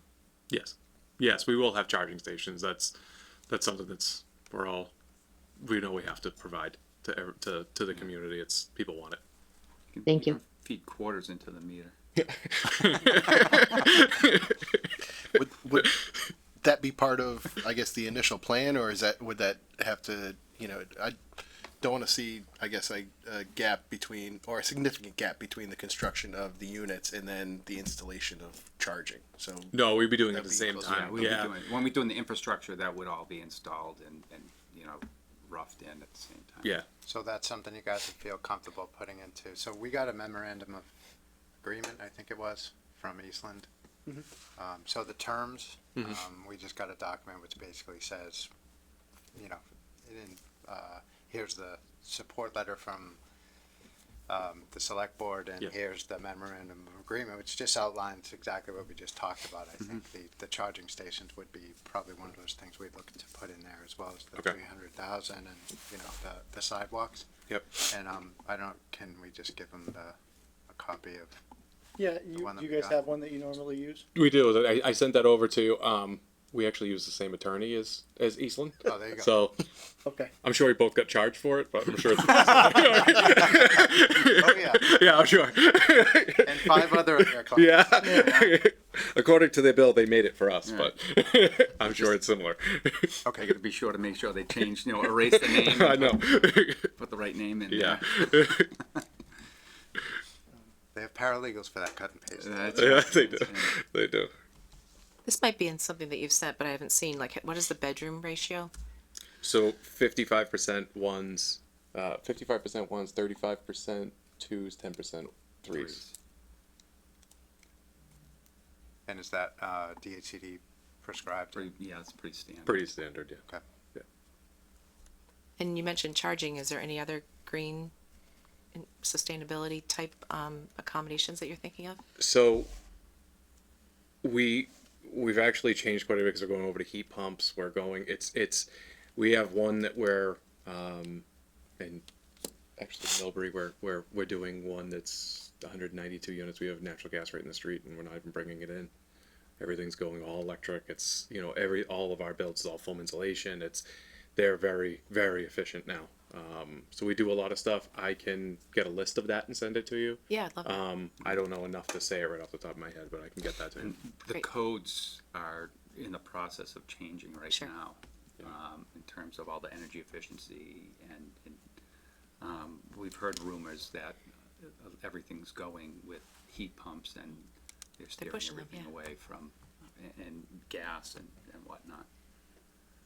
Yeah, we're working on the filing with the state right now for another project, and that was one of the questions is, you know, what do you bring into utilities? We're like, we're not even gonna bring the gas in. And are It's you literally- incentivized by that, just like a homeowner would be right now, or not necessarily Not necessarily, not yeah. like, with rebates and whatnot? no, Yep. not really.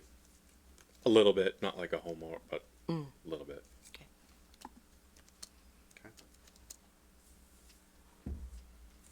Any other questions? I'm curious to see We need to the, vote on an MOU. I think the next step is, if you guys can provide the MOU and the letter of endorsement, then we Yep. have to discuss it as a board and make a decision whether we wanna go forward with an endorsement. love to see the traffic study when it comes into. Okay. Okay. And All my right, concern is it's not so much of the 4 levels in terms of the sight lines anywhere. It's the number, you know, going from 300 to 267. It's something, it's a concession, but the density number for me is still pretty tight in that, what is it, like 14 or so acres? Yeah. 14.6, I So believe. it's a lot to Which dump is onto our- that road. So for me, that number's still high. Yeah, So 14.6 acres. Yeah, so, yeah, the total density in terms of units per acre are at 18.4 units per acre. Okay. yeah, I had written that. Yeah. So it's similar to, the MBTA zone, which I think is 15.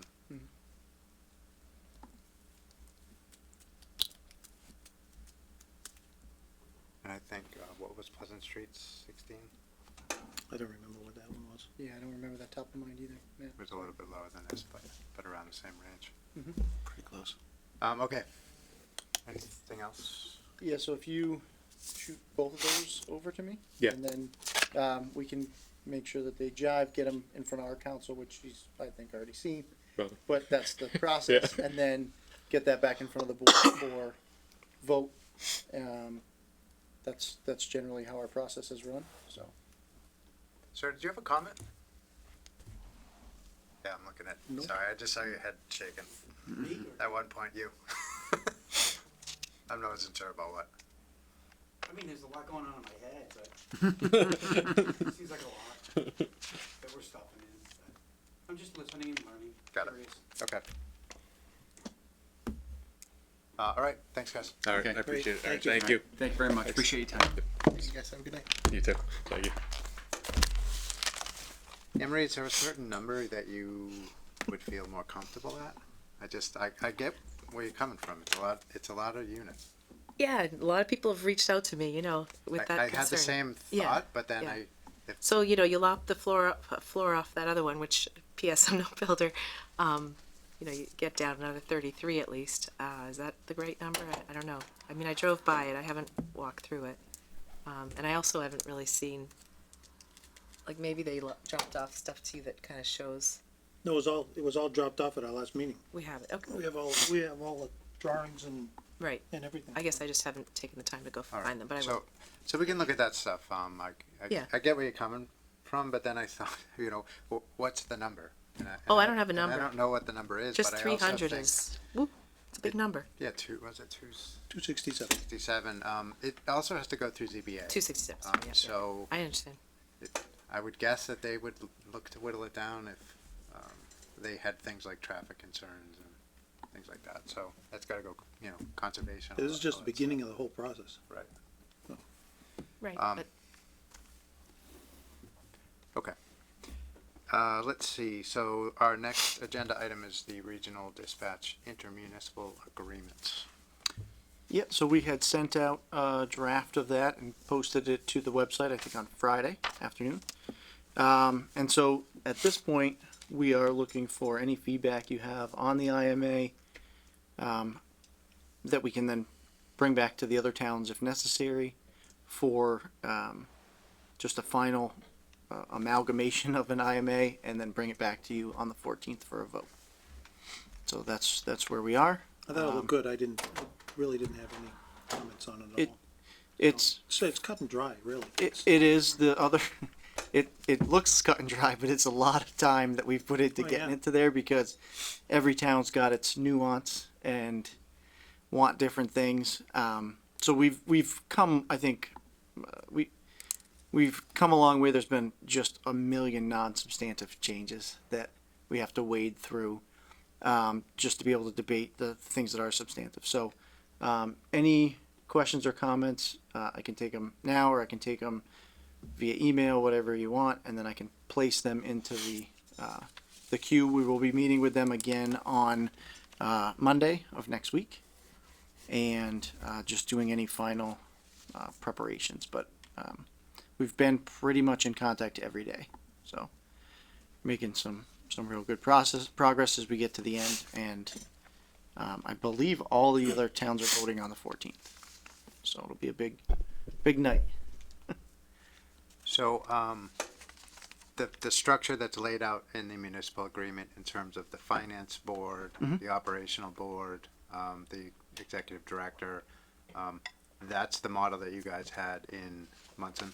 Yeah, that's the Westcom model that we utilized, and and I said this right from the beginning, it's really the only model I'm interested in. Yep. So it gives all communities, it's one town, one vote, regardless of size. The executive director reports to the governance board, the board of directors rather, excuse me. Operations board is police and fire from each community, so everybody's got an equal seat at the table there. The finance board is again representatives from the communities. It's pretty straightforward stuff. And that's really the biggest part of it is vetting the governance model out, making sure that that's what we want it to be. And then, we spent some time on, just what does, the executive director do and whether or not, we spent a lot of time discussing whether or not that should be in the IMA at all. Some towns want it in there. Some, I personally don't because I want the role outlines. Yeah, more of what they can and can't do. And I kind of, they report to the board of directors. So to me, I'm always advocating that it's looser in the IMA and we can make the decisions later once you actually start running this thing and see, oh, well, we probably shouldn't have restricted that or we should have restricted that. You can always come back and change the document. So we also changed the opt-out period, which was 5 years. That's now down to 9 months, I think. Oh, okay. Yeah, that everybody was kind of uneasy with that.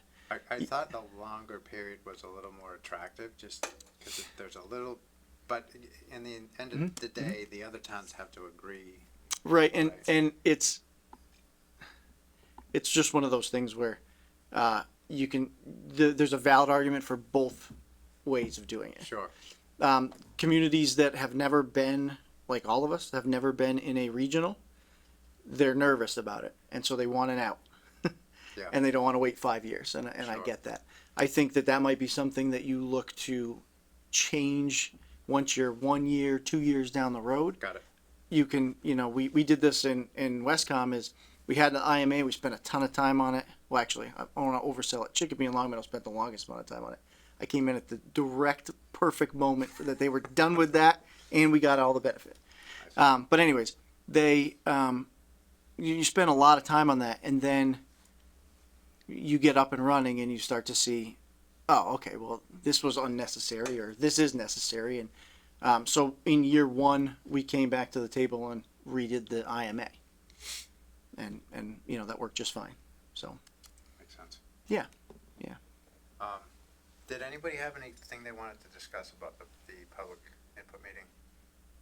Nope. I just had a couple quick things to save you an email, just so the dates, it's a year from when we sign this, not from when the place opens.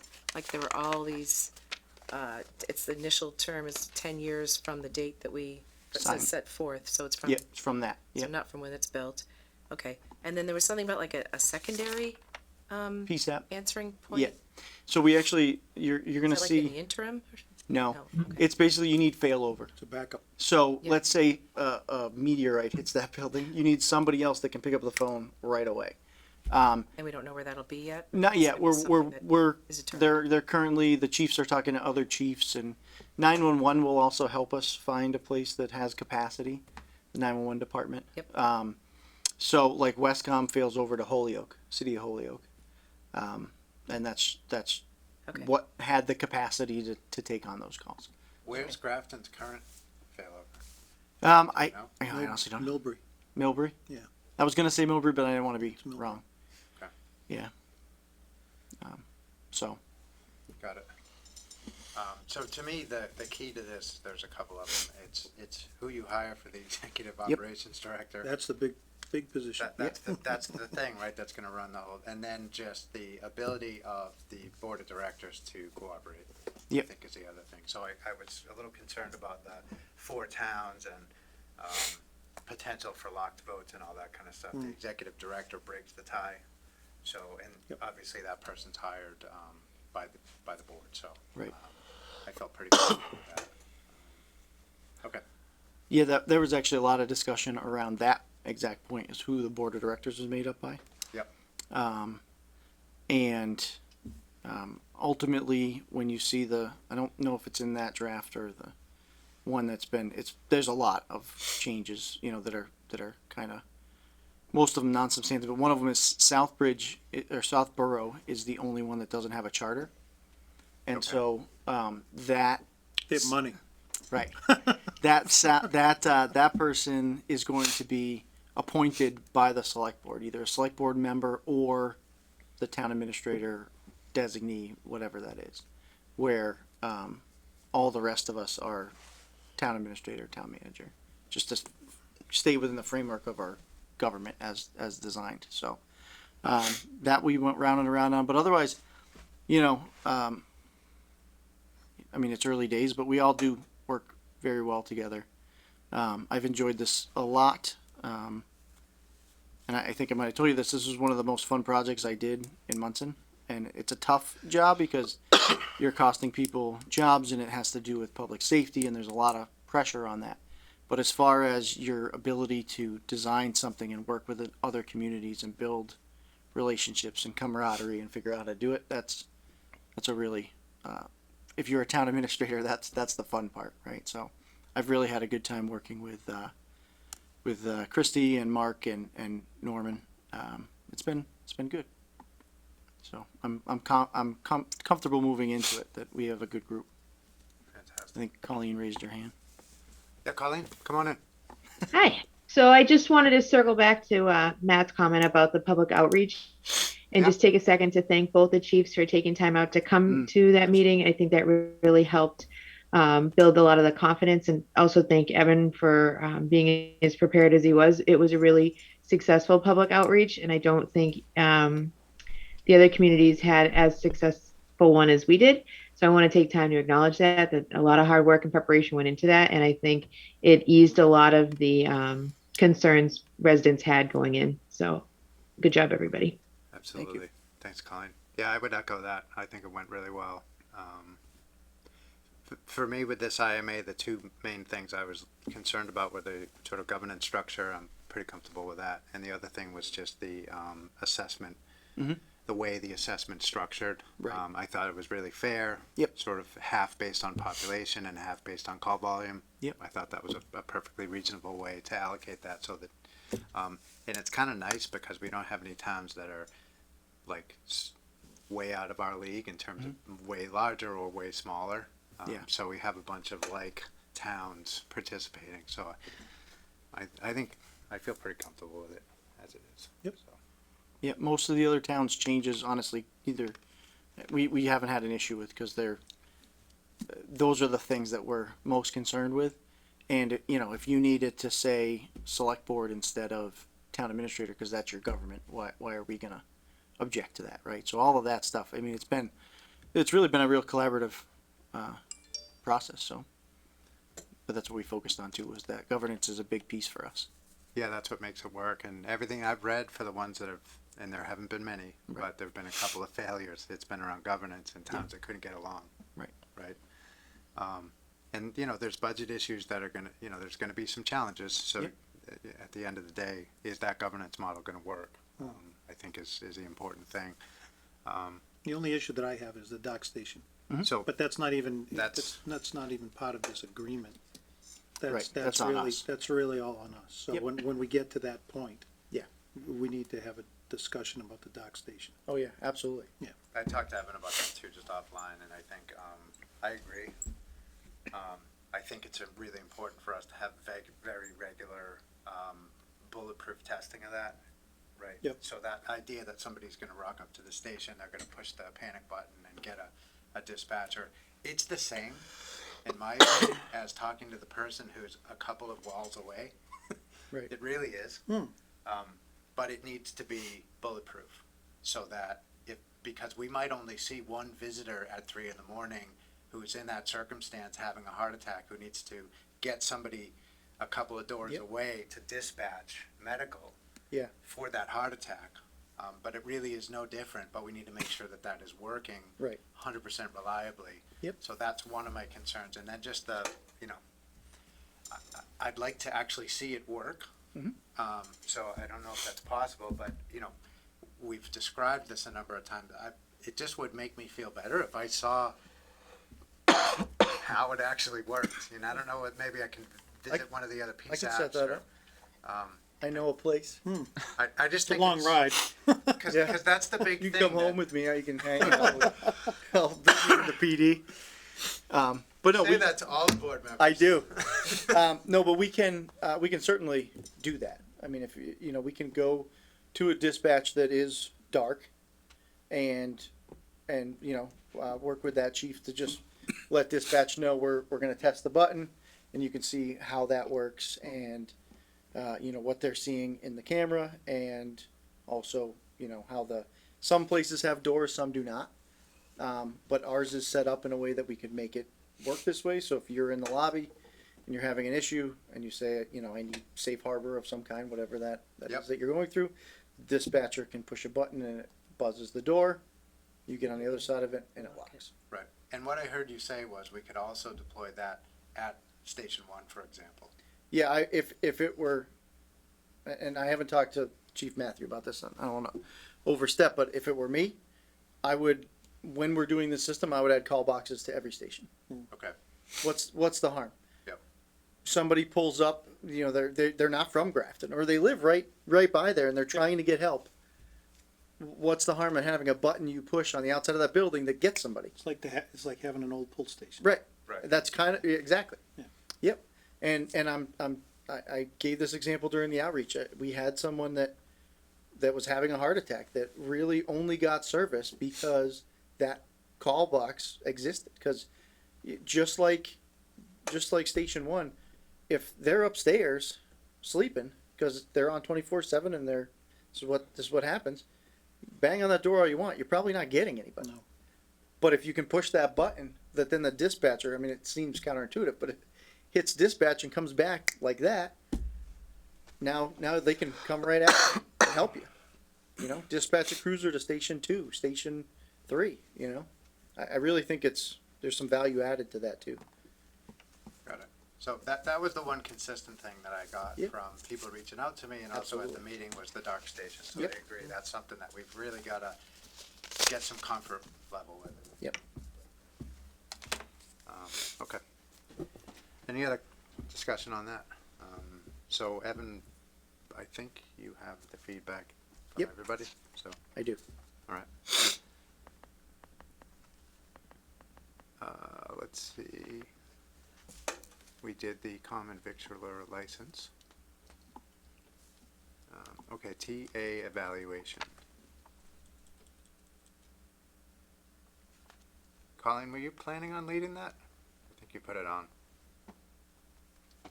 Yeah, this is just more of a, it's that time of year again. We need to be looking into the town administrator review, just to get it on all of our radars and set a timeline on when we want to get this in and get it done.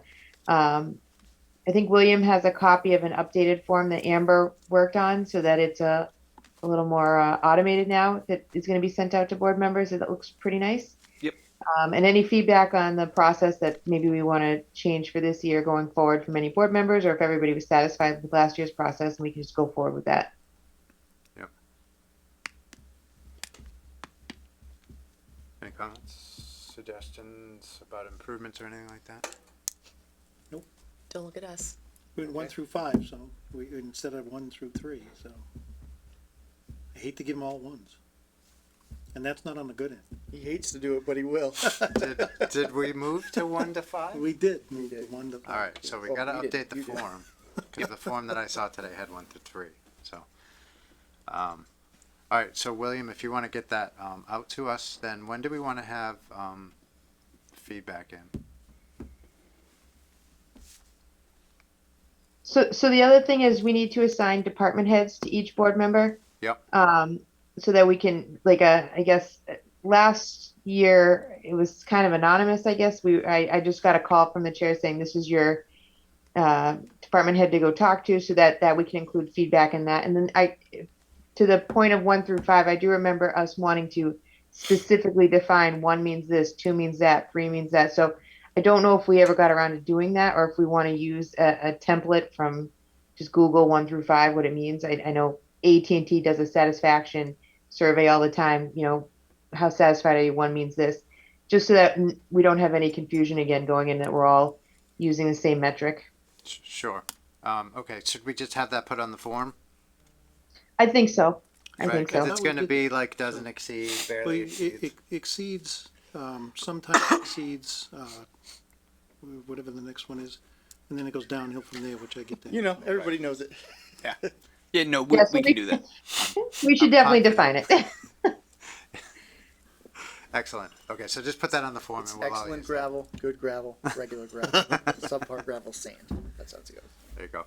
Sand's not bad. Colleen, I'm happy to use the anonymous. If Yeah, that's fine with me.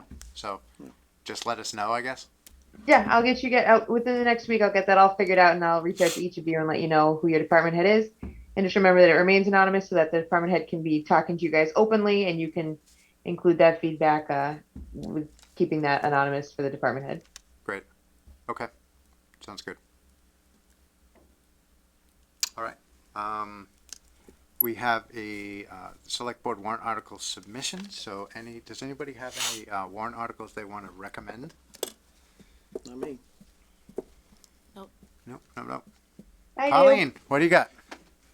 So I want to bring back the town clerk warrant article, because when we brought it to town meeting the last time, it was presented as it was a majority vote, and it did pass with a majority vote. And I think people left thinking it had passed. I know that there's been different points of view on that, but I really do think we should bring it back, and we should bring it back in a way where it does only require a majority vote. I think I don't want to misspeak and say what it is, but I think there's a way that you can just petition it right to the state where we can. I just don't want to misspeak on how I'm presenting it, but I know there is a way to do it. I'd like to do it that way, especially when this position is becoming as critical as it is. I don't want to leave Grafton in the lurch, where suddenly we have this highly trained professional position where if our current town clerk decided to move because of a life change, we would really be in the lurch. We really wouldn't have anybody prepared enough to take that responsibility, because our assistant town clerk currently doesn't live in town, so they would not be eligible to run. To add on to that, the current town clerk's also looking for a substantial pay increase. So if we have a $92,000 plus position that's really just up for an election every couple of years, I just don't think that puts Grafton in the strongest position as it would if that was an appointed position. So I really want to bring that back. Okay. Any commentary on that? I agree. Sorry, Colleen, I just have a question. So last time, was it 2/3? And Okay. It was a I 2/3 was vote, there, but I don't but if you looked at the warrant article that we presented to everybody, on it, we wrote that it was a majority vote. I see. And we only found out after the fact when we submitted it that no, we had done it incorrectly. It was a 2/3 vote, and we went back and looked at the numbers, and it did not pass by a 2/3 vote. However, we presented it in a way that was confusing and I think was a disservice and should be brought back and done appropriately. Sure. Thank you.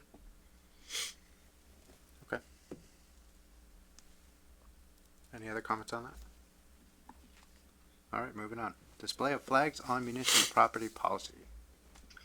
So I'll tee that one up as well. I had the privilege of attending the MMA conference a couple weeks ago, and long story short, Boston had an issue with their flagpoles where they would allow one of the flagpoles to be changed out if a foreign dignitary came in or if people were requesting for Pride Month or so on and so forth.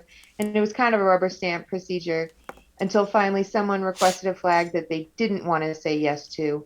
They said no, and they got sued. And it went through the lower courts that all agreed with Boston, and it made it all the way to the federal Supreme Court that actually overturned the lower courts and said, no, Boston, you were in the wrong, but you were only in the wrong because you didn't have something in place to prevent it. So now Boston has a flagpole ordinance, and you're going to start seeing this really come up in a lot of communities where they're either going to do policies, ordinance, or bylaws to just make sure that there's something in place to prevent an inappropriate display of anything coming before us, and we don't have the ability to say no. And that's all this really is.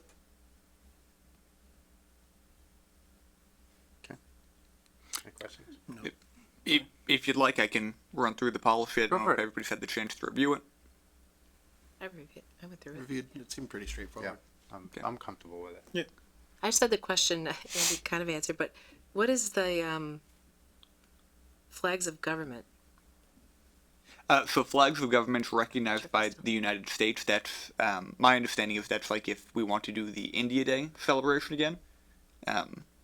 The government of India is recognized by the United States, and that is their official flag. Gotcha. Okay. One thing I do want to point out in the policy section, it references House document number 96-144. That was actually updated. It is now Senate document 109-18, updated in the 109th Congress. I found that about 25 minutes after we published the packet, so we'll just need to update the policy to reflect that. Okay. All right, if no more commentary, then I will take a motion. I move the board vote to approve and sign the display of flags on municipal property policy as amended. Second. I have a motion and a second. All those by roll call. Colleen. Roy, aye. Mead, aye. Often aye. Jefferson, aye. Fully aye. Motion carries. All right.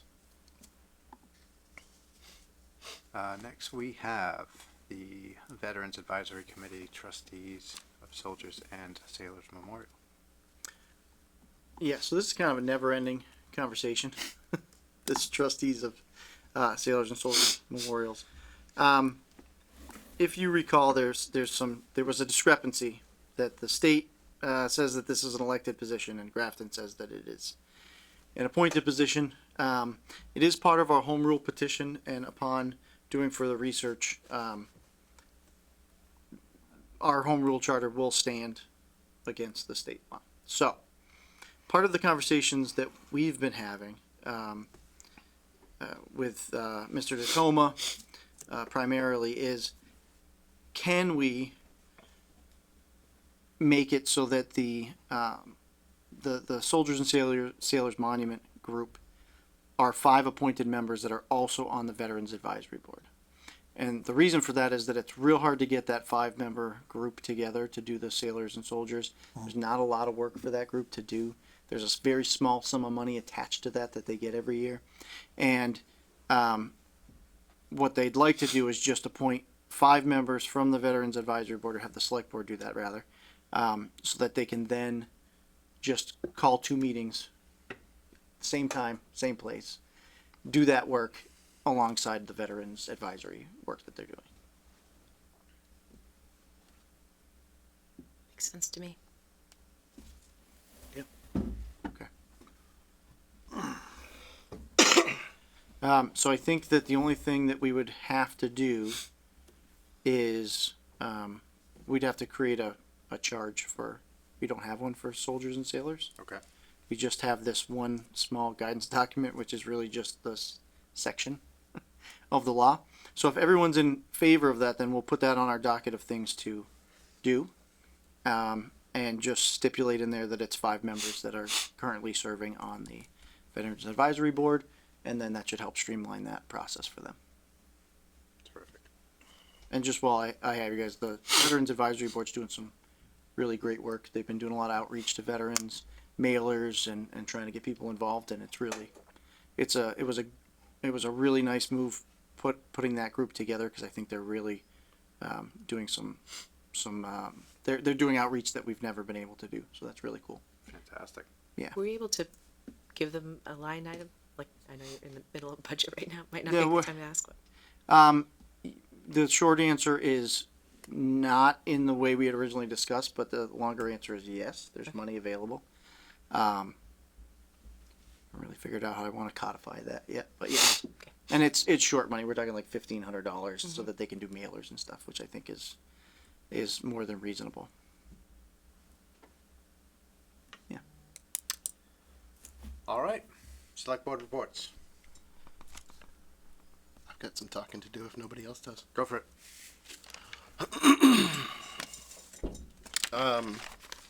Waste reduction recycling meets tomorrow. Did you receive invites? I did. I'll be Just there. wanted to confirm that. Wonderful. We had a library building and planning committee meeting last night, and some of the things that were discussed were also discussed at a recent trustees meeting. I made a lot of notes because there was a lot of things to discuss. So, I think the biggest issue that a lot of people took issue with was the library closing on Saturday and the ongoing HVAC issues that we've had, and getting that system working properly. Some of it has been warranty work, some of it has been out of warranty work, but it's my understanding anyways that as veterans, the company that's currently doing that install has tried to finalize the mapping of all the zones. Beth and all the library staff currently remain locked out of both thermostats, which they were previously locked out of, but also Beth had the ability to log in with her computer and make adjustments, and that was removed as well.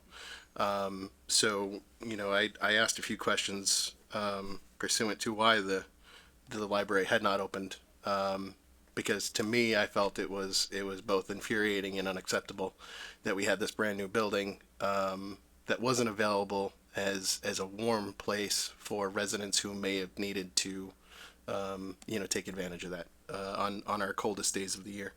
From what I understand, the system just wasn't able to recover from the unoccupied settings that had been run overnight, and that's not anything that Beth or staff could have overridden. To try and keep the occupied temperatures going so that the building doesn't lose any temp. The second big issue is the ADA counter adjustments have started, despite the town working to prepare schedules for when rooms would be in use and whatnot. The architect was late with their contract and work was delayed. Currently, there are a few rooms where the counter heights have been adjusted, but there is some pretty heavy damage to the walls. It's from the way they were attached, and they haven't been patched. And as of right now, are unusable. And particularly the makerspace, which we're still about 6 weeks away from having the doors manufactured and delivered.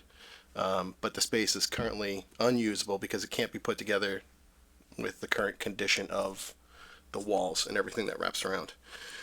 If I could just ask a question on that. So how far off were the counter heights? I'm not sure what they needed to be lowered. If I had to guess, 12 inches or so. It varied. It was between 2 and 8 inches, probably 2 and 6 inches, maybe. How could that possibly happen with a brand new build? There was the architect made a mistake, which is why they are paying for this work. Yes. The town is not paying for the ADA renovations. Are they paying for the repair of the walls too? Yes. They're paying for all. However, the process was they decided to be quicker to go in, get the adjustments made, and then do the wall patch afterwards. And we've instructed them that no, that's not acceptable moving forward. You need to complete a room because the library is currently canceling programs and not taking reservations for some of these rooms because they're not in a state that they can be occupied. Part of the reason for that delay is the contractor, while they didn't anticipate supply issues for the quartz and laminate that need to be replaced on the counter and that backsplash area behind these counters. Some of them have now been discontinued, some of the ones that are currently being used in the library. So new samples have to be acquired and approved and go through that whole process before the finish work can happen.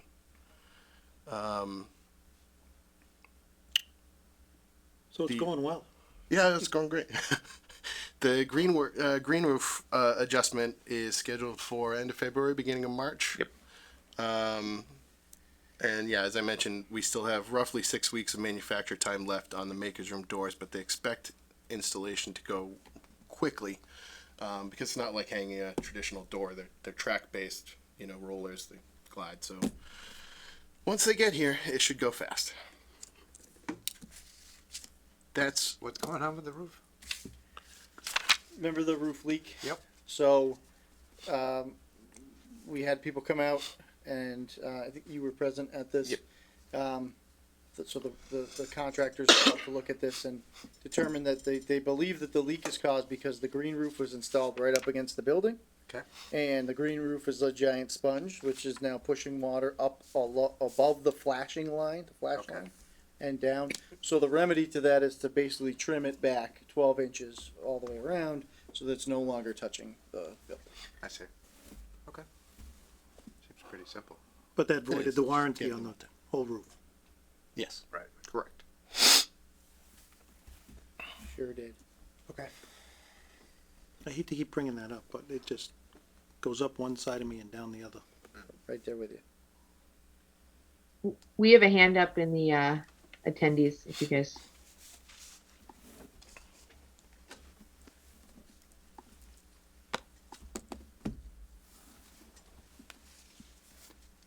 Hi, Hey, Nancy.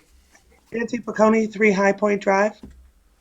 I just have a quick question. I have been paying attention to the green roof at length, and I have watched the meetings that Mr. Jefferson spoke of. And the roofer actually recommended that 18 inches of the green roof be removed, and the board has only agreed to remove 12 inches. And this is while we have a community room with roof, tiles on the floor, not being able to be used. I think they should probably follow the roofer's recommendation. That's my only comment. Thank you very much. Sure. Thank you, Nancy. So Nancy, just to clarify, so one of the things we learned after getting the original recommendation, sorry, there it is, it's coming, is that the roof is actually installed in 12-inch increments, right? And so in going back and having conversations with the contractor, 12 inches is sufficient enough to get it away from the building and inside of the lip that we need to be away from. So it's either 12 inches or 24 inches, and 24 inches was a little bit too far, they thought. So they settled on 12. Yeah, rather than a custom cut, we can just remove one row entirely and go from there. So I'd also like to talk about the railroad briefly if nobody Floor else is has yours. anything going on. Go All for right. it. So I feel like after the outreach meeting, it seems like we could have split that into 2 separate meetings. One to strictly voice complaints about the current situations going on with the horn blowing and the rail crossings, and then another one to deal with the derailment on December 24th. So, having seen some correspondence go back and forth, and Anne Marie had requested the report from dispatch as to when that call officially went in. I feel like it's a good opportunity for us to you know, kind of clear the air and do a summary of the situation and talk through it. You know, it's, I guess I'd consider trains to be a little bit of a hobby. I commuted daily by train for a long time. You learn to pick up, you know, terms and protocols and whatnot. So I was curious, and I reached out to Grafton Upton Railroad to confirm some information combined with what we had received from the fire report and some of the information from the outreach meeting that we had. And I think there's a couple things that we need to, you know, really, I guess, couple summary points to bring this all together neatly. That, you know, the first being low speed derailments are much more common than people would think. They typically think of high speed derailments where there's a lot of damage, a lot involved. You know, I'm not saying they're frequent, but they are more common than you would think, and they do tend to happen in rail yards, whether it's freight or commuter, because of the, you know, network of additional tracks and switches. When we're talking about low speed, you're typically defining it as a walking pace. And a low speed derailment in itself does not necessitate an emergency. It's the circumstances that surround it. So knowing that, you know, the T has kind of an order of operations when an accident happens, I asked the GM, John Dwally, over at Grafton Upton to walk me through what that process is for freight. One of the first things to keep in mind is that CSX drops off full cars, and when they pick up and remove their empty cars.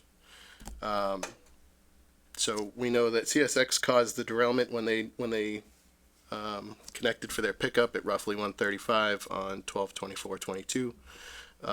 As the train engineer for any freight train is the first person on site in any type of incident, they're required to be trained in handling, hauling, and emergency procedures for a litany of hazardous materials, not limited to specifically what they may be hauling, but certainly including that.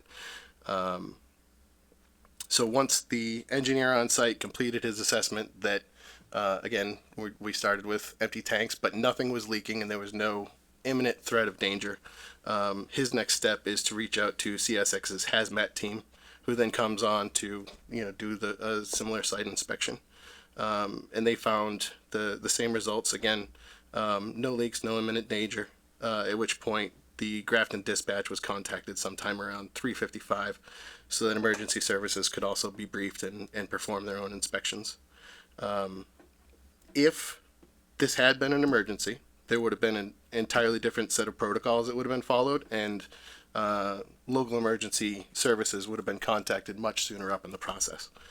GUR has actually hosted 2 CSX training exercises using custom train sets with our local emergency services over the past 5 years, including training on hazardous material circumstances as well as commuter train scenarios. So, to me, you know, those are the big things to keep in mind, that this wasn't by definition an emergency. The coaches were empty. There were several inspections done, and yes, there was about a 2.5 hour delay between when the derailment occurred and when emergency services, local emergency services, were contacted. But there is, for lack of a better term, a checklist process that CSX is required to go through in order to, you know, assess the situation. You know, just to reiterate, if I were in a butter, I completely understand their concerns. I understand their curiosity and wanting to have that information at the ready as soon as possible. I think that the railroad and our emergency services did a good job getting that information available to the public as soon as they could. But I think that's an important point to underscore, that this wasn't actually an emergency, which is why there were some delays in some of that conversation and outreach. And again, it would have been different if we were in a different scenario. Since I'm the one who asked for the information, I actually asked for it simply because it was presented that evening by the representative from GURR that the authorities were notified immediately, and from what I understood, that wasn't the case. So I just wanted to clarify whether that was the case or it was not. And it was clarified for me that it was not the case. Right, That's and all. and And then totally additionally, accurate. I'm not calling I- you out for that. Because there were several questions about it that night that I felt like weren't necessarily answered on the spot that we could do a good job. And of I wouldn't have coming brought it back up again because it was clarified for me. I just wanted to, if someone's saying something, folks in the audience clearly have some trust issues with this. Nothing to do with me. I'm not in a butter, etc. But if you say, think people were notified immediately and they weren't, that's all. And then I am told that those cars, depending on what they've carried previously, potentially are never really fully empty. So, not that it was an emergency, but again, not to say that it shouldn't be said that they were empty and free of any debris. We don't know that. I don't know that. I mean, I guess I could find out, but that's all. I know. I mean, I think they're considered empty, but they're not empty because if you look at what the process goes into dismantling them, right? They heat them with steam and then they burn off the propane that's left. Again, they're double walled, and you know, I don't believe there's any imminent threat to public safety. But you're Absolutely. right. They're not Yeah. ever really empty. So fair, but I guess the larger point being, it's not as if a full Right. tank of anything capsized. They were, as probably empty would as have they been could be. better if they were full because they probably wouldn't have capsized. Right. It wouldn't have gone over. Additionally, they're so darn heavy. if the representative from the railroad had simply stated it wasn't an emergency, we did our internal review and we didn't, there wasn't a need to contact anyone for 2.5 hours, then great. So I just was clarifying that. I agree, and in their defense, I think there was a lot going on that night. Tensions were high, a lot was being thrown at them, so it can be tough in the moment to, bring some of those issues up. There were things that I felt like I wish I had mentioned or discussed, real time, and just didn't think of it, at that moment. And honestly, it was your correspondence that, kind of kicked me in the butt and said, you should inquire more about these things and look into it and get my own questions answered. So that I took that and tried to piggyback off it and further educate. Very good. Anything else, Andy? No, Sure. no, I'm gonna pass the cardigan back over to Bruce and try and be quiet the rest of the night. All right. Anything from anybody else? Very good. Over to you. Yeah, I don't have anything formal tonight, or I had intended to, but they just got away from us. So today is the budget deadline set by the charter, so the budget is finalized and on the website. Finalized, i.e. prior to the start of the finance committee process, so there could be changes there. Our budget book is also live, so that's what we've been focused on for the better part of a week. That's a ton of work to build that amount of data up, and so we've got that live. We've added some new sections. We changed the way we do org charts, and we're going to be picking away at it coming up, throughout the spring. We've got a lot of new features that we want to roll out as part of that budget transparency piece. And then lastly, we're talking about budget transparency. I don't know if I've mentioned this at a select board meeting, but if you do go on to excuse me, ClearGov, our open checkbook is live. So you can go and search by any vendor. You can just scroll through vendors A through Z and see what the town paid any vendor at any time. So it's all that data is right there. It's about as transparent as you can get. It is not real time because there's a process involved in it, but it's way more detailed than we've ever been before. So I'm pretty proud that the finance department was able to find time to get that live at the same time of doing all the other stuff we've been doing for budget process. So you should definitely go on there and check it out. Does that get refreshed periodically? Yes, and so we haven't really set the refresh date yet. Okay. We're gonna. That be like a quarterly thing or a yearly? It's either gonna be biannually or quarterly. Okay. And I don't know which one that will be yet. So we're the setup was a lot. So now it's a matter of when we go to do it again, is it still a lot or is it now, well, this was much easier and we can do this more often. Sure. So this is not something I ever used before. So this is new to both Mary and I as far as the process goes. So we're still getting our feet wet a little bit, but it is cool. I did go and sort through there and it, you know, it's all that data is right there. It's pretty cool. Nice. One last thing I'll bring up, budget related. The only thing you will notice that isn't fantastic is that on the live budget and the budget book, you will see that there are some discrepancies when you look at last fiscal year versus this fiscal year. 2022, back is good, but because we did our data migration to the new system, it's causing a lot of back end problems and as far as matching up the current account with what the old account was. So it's a little bit all over the map. And we are working to rectify with that, but that is a very, to fix that data, that's a labor intensive thing. It's not just, going forward, all the accounts are here, you import the new data, all your stuff gets built. Because we went and broke every link is essentially what we did. Sure. And now we have to fix that. And I'm sure the account structure wasn't exactly the same. Yeah, either. well, that's the other piece is that it's not even a 1-for-1 anymore, right? So you can't simply say, well, that used to be account 7 and now it's account 9. That used to be account 7 and now it's 1 through 49 because we actually broke out the debt structure. So there are going to be some things in there that are never going to match. The totals will match. Sure. But your corollary is not going to be something that you're just going to click your mouse and see. And so we're working to isolate where that's acceptable and where it's not. But Have fun untangling that giant box of Christmas. yeah, I did it a little bit. I did a Sounds little like bit. fun. And I'm not qualified for this.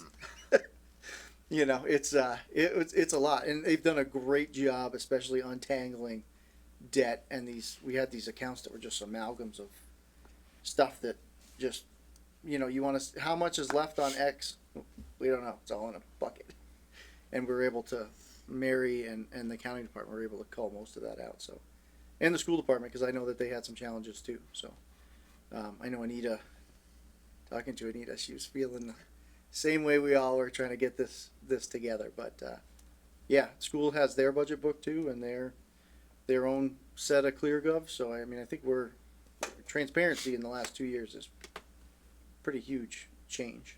So I hear you were upstairs earlier tonight. I was. How did that go? I'm with the better often, as I like to say. Oh no. I think it went well. So I gave a very similar presentation to them as I gave to the finance committee. Major differences, I've changed about 150,000 on our side of the house, so now our surplus is up to 500,000 ish. And now we're just kind of waiting for revenue. But other than that, it was very similar to what we already had gone over. And it's always nice. They're very nice people. Had some really good questions. Had a lot of questions about the override spending. I did add a slide back in that talks about the amount used, but I was also very transparent that it says that we used $767,000 of override money this year, but you have $500,000 of surplus. So if you want, I can make the override money $297 because it's all together, right? And so we had a more deep conversation about how to show that and how to show where the money is. Right. And so one of the things that I had brought up was that the schools in theory had $2.8 million to play with. They've increased since that time almost $7 million. So you take what we went in levy capacity and you take what we went in new growth, you minus out the snow and ice budget, and then you minus out 6.9, and that's where your money went, right? So we're gonna. I actually had a brief conversation with Anita today about. I'm pretty good with the budget, but that I did not understand. I'm without sorry. What you said. I don't need I'm to. actually picturing the numbers moving in my I brain. believe you. I think We're gonna put it together I think the in a bigger way. conversation for me though is everybody in this town had a certain way of understanding Yeah. what the override was clearly that's very different than the way that you think about it. Yeah. And this guy needs to bridge the gap between the way that you think about it and the way that I used to think about it, so that I understand it a little bit better. Because we had a piggyback. We had a piggy bank, and we said we're going to do 3 fire department positions. We're going to do X amount of spending for the schools to support what they need, and we're going to do $800,000 in capital Right. stabilization. Yes. That added up to the $4 million override that we Right. had. So, and that's how we kind of presented it to the public. So I'm completely open to understanding it a different way, but I don't today. So Right. I think maybe in a future conversation we can. Yes. Well, just- I did tell the school committee that we will work to put something together that does it exactly like you're explaining it, because that's how a lot of people understand it. I think that's because that's the way that it was discussed at the time. I can tell you, as someone coming from another town, it's bonkers to hear that there's like a piggy bank of money. Sure. And so, and it also, I think, impacts the us them of where the pots are and this and that. We've really, Jay and I have been really steering away from that duality and how to present that in a way that's we're rowing in the same direction, while also respecting that $2.8 million is really to keep the schools at level services. Yep. Or better. Sure. Right? And so I know people don't like it when I talk about how it's arbitrary, but I mean, it kind of is. But I also think that there's a way, as we were talking about it upstairs, I started to get my head around that there's probably a way that I can show it in a way that people will understand, and is congruent with how it was discussed before it was passed, and also show that might not be the best framework for us to think about it going forward, because I think it's going to lead us into this false narrative of the schools blew through all the money or the town stole money. Yeah. And neither of those things are true. I completely agree with Yeah. that. And so much has changed with ARPA funding and Chapter 70 changing significantly. Our new growth number spiking up. Right. It's different. So none of those were baked into the original conversation about an override. Yep. And I don't know how you reflect all of that. I never know how you do it, but my main thing is about transparency around presenting it in a way that that is reasonably understandable for somebody who's paying attention, and anticipating and updating pretty consistently when we think our next override might be facing us. Because if we don't want to be in a situation where I just don't want to avoid the discussion. Oh, right. Absolutely. And then because the consistent feedback that we've gotten is, well, they sort of wait till the last minute and then it's a bit of a surprise. Right. It should never be like that. Right. We should know 2 or 3 years ahead of time if we're looking at service reductions or an override, an operational override for sure. So. The other, I think we're on the exact same page, and I think we're going to put together something that is a little bit of explaining that, but also a little bit of municipal budgeting 101.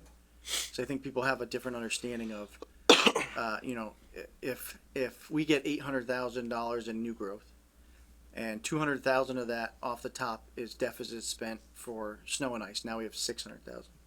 So you add that to the 1.2 million that we got for 2.5. So, now we're at 1.8 million. $500,000 of that goes away instantly from health insurance and then the schools go up 1.2. So that's $300,000 left on the table. It goes just like that. And so it's a matter of also showing people in larger chunks of money, not the refined budget that, as transparent as we are, just try figuring some of that stuff out. Because even though it tells you, and it's all right there, if you don't look at this every day, it's mind-boggling, honestly. I told Jay today, I was telling people about levy capacity, completely wrong for 3 years. I went to a training, I thought I understood it. I was explaining it wrong until Mary was like, you don't know what you're talking about. And much more aggressively than that, but you know, these are not, this is not your checkbook. This is a foreign concept to a lot of people of how to look at a municipal budget and a line item budget. So we are, I heard what the school committee had to say, and I think that, I think it was a good meeting. I think we made good progress. You know, we're gonna put together another tool that I think will help people. Excellent. I always like going up there. Can I add one thing to your I'm TA sorry, report? go ahead. I just want to update the board that after a long and detailed search, we do have a new veterans officer in the Central Mass District now. Oh, great. Jeff Farrell had his first day yesterday. He's going to be on the same rotating schedule that our previous VSO was for a while, which is Westboro on Monday, Grafton on Tuesday, Northborough on Wednesday, Shrewsbury on Thursday. And until he really gets his feet under him and learns the district, he's going to be doing that. And then there's going to be some discussion about changing that schedule a little bit, I believe. Yeah, nice work, Will. Yep. No numbers in any of those sentences. Easy to follow. Not one. I know. All right, next up, we've got correspondence. Any commentary on any of the correspondence? Yes. Did we need the open meeting law violation from the trustees? No, I asked for it and put it in there, and here's why. That was a public meeting that obviously didn't go as it should have, and so rather than, I thought it would be more transparent to just get a copy of it, stick it in correspondence, and more people see our correspondence packet than the library board of trustees. So just put it somewhere where everybody knows that it occurred. They self-reported it. AG's office, or they said, OML people said, nothing else you need to do, and we're done and we're moving on. Wonderful. So that's all. That was the only purpose for that. Perfect. Anything else on correspondence? All right, resignations. We have Nina Whiting on the Council of Aging. Yep, I move the board vote to acknowledge and accept the resignation of Nina Whiting from the Council of Aging. Second. On Aging. I have a motion and a second. Any discussion? All by roll call. Ms. Roy? Roy, I. Mead eye. Often aye. Jefferson, aye. Fully aye. Motion carries. We have some meeting minutes. Move the board vote to approve the meeting minutes for January 17, January 18, and January 19, 2023 as written. Second. I have a motion and a second. Any discussion? All those in favor by roll call. Roy, I. Mead eye. Often aye. Jefferson, aye. Fully aye. Motion carries. We have no need for executive session, and I can take a motion to adjourn. Move to adjourn. Second. All those Roy, in favor aye. by roll call. Yep. Mead eye. Often aye. Jefferson, aye. Fully aye. We are adjourned. Thank you. Night, everybody. Good night.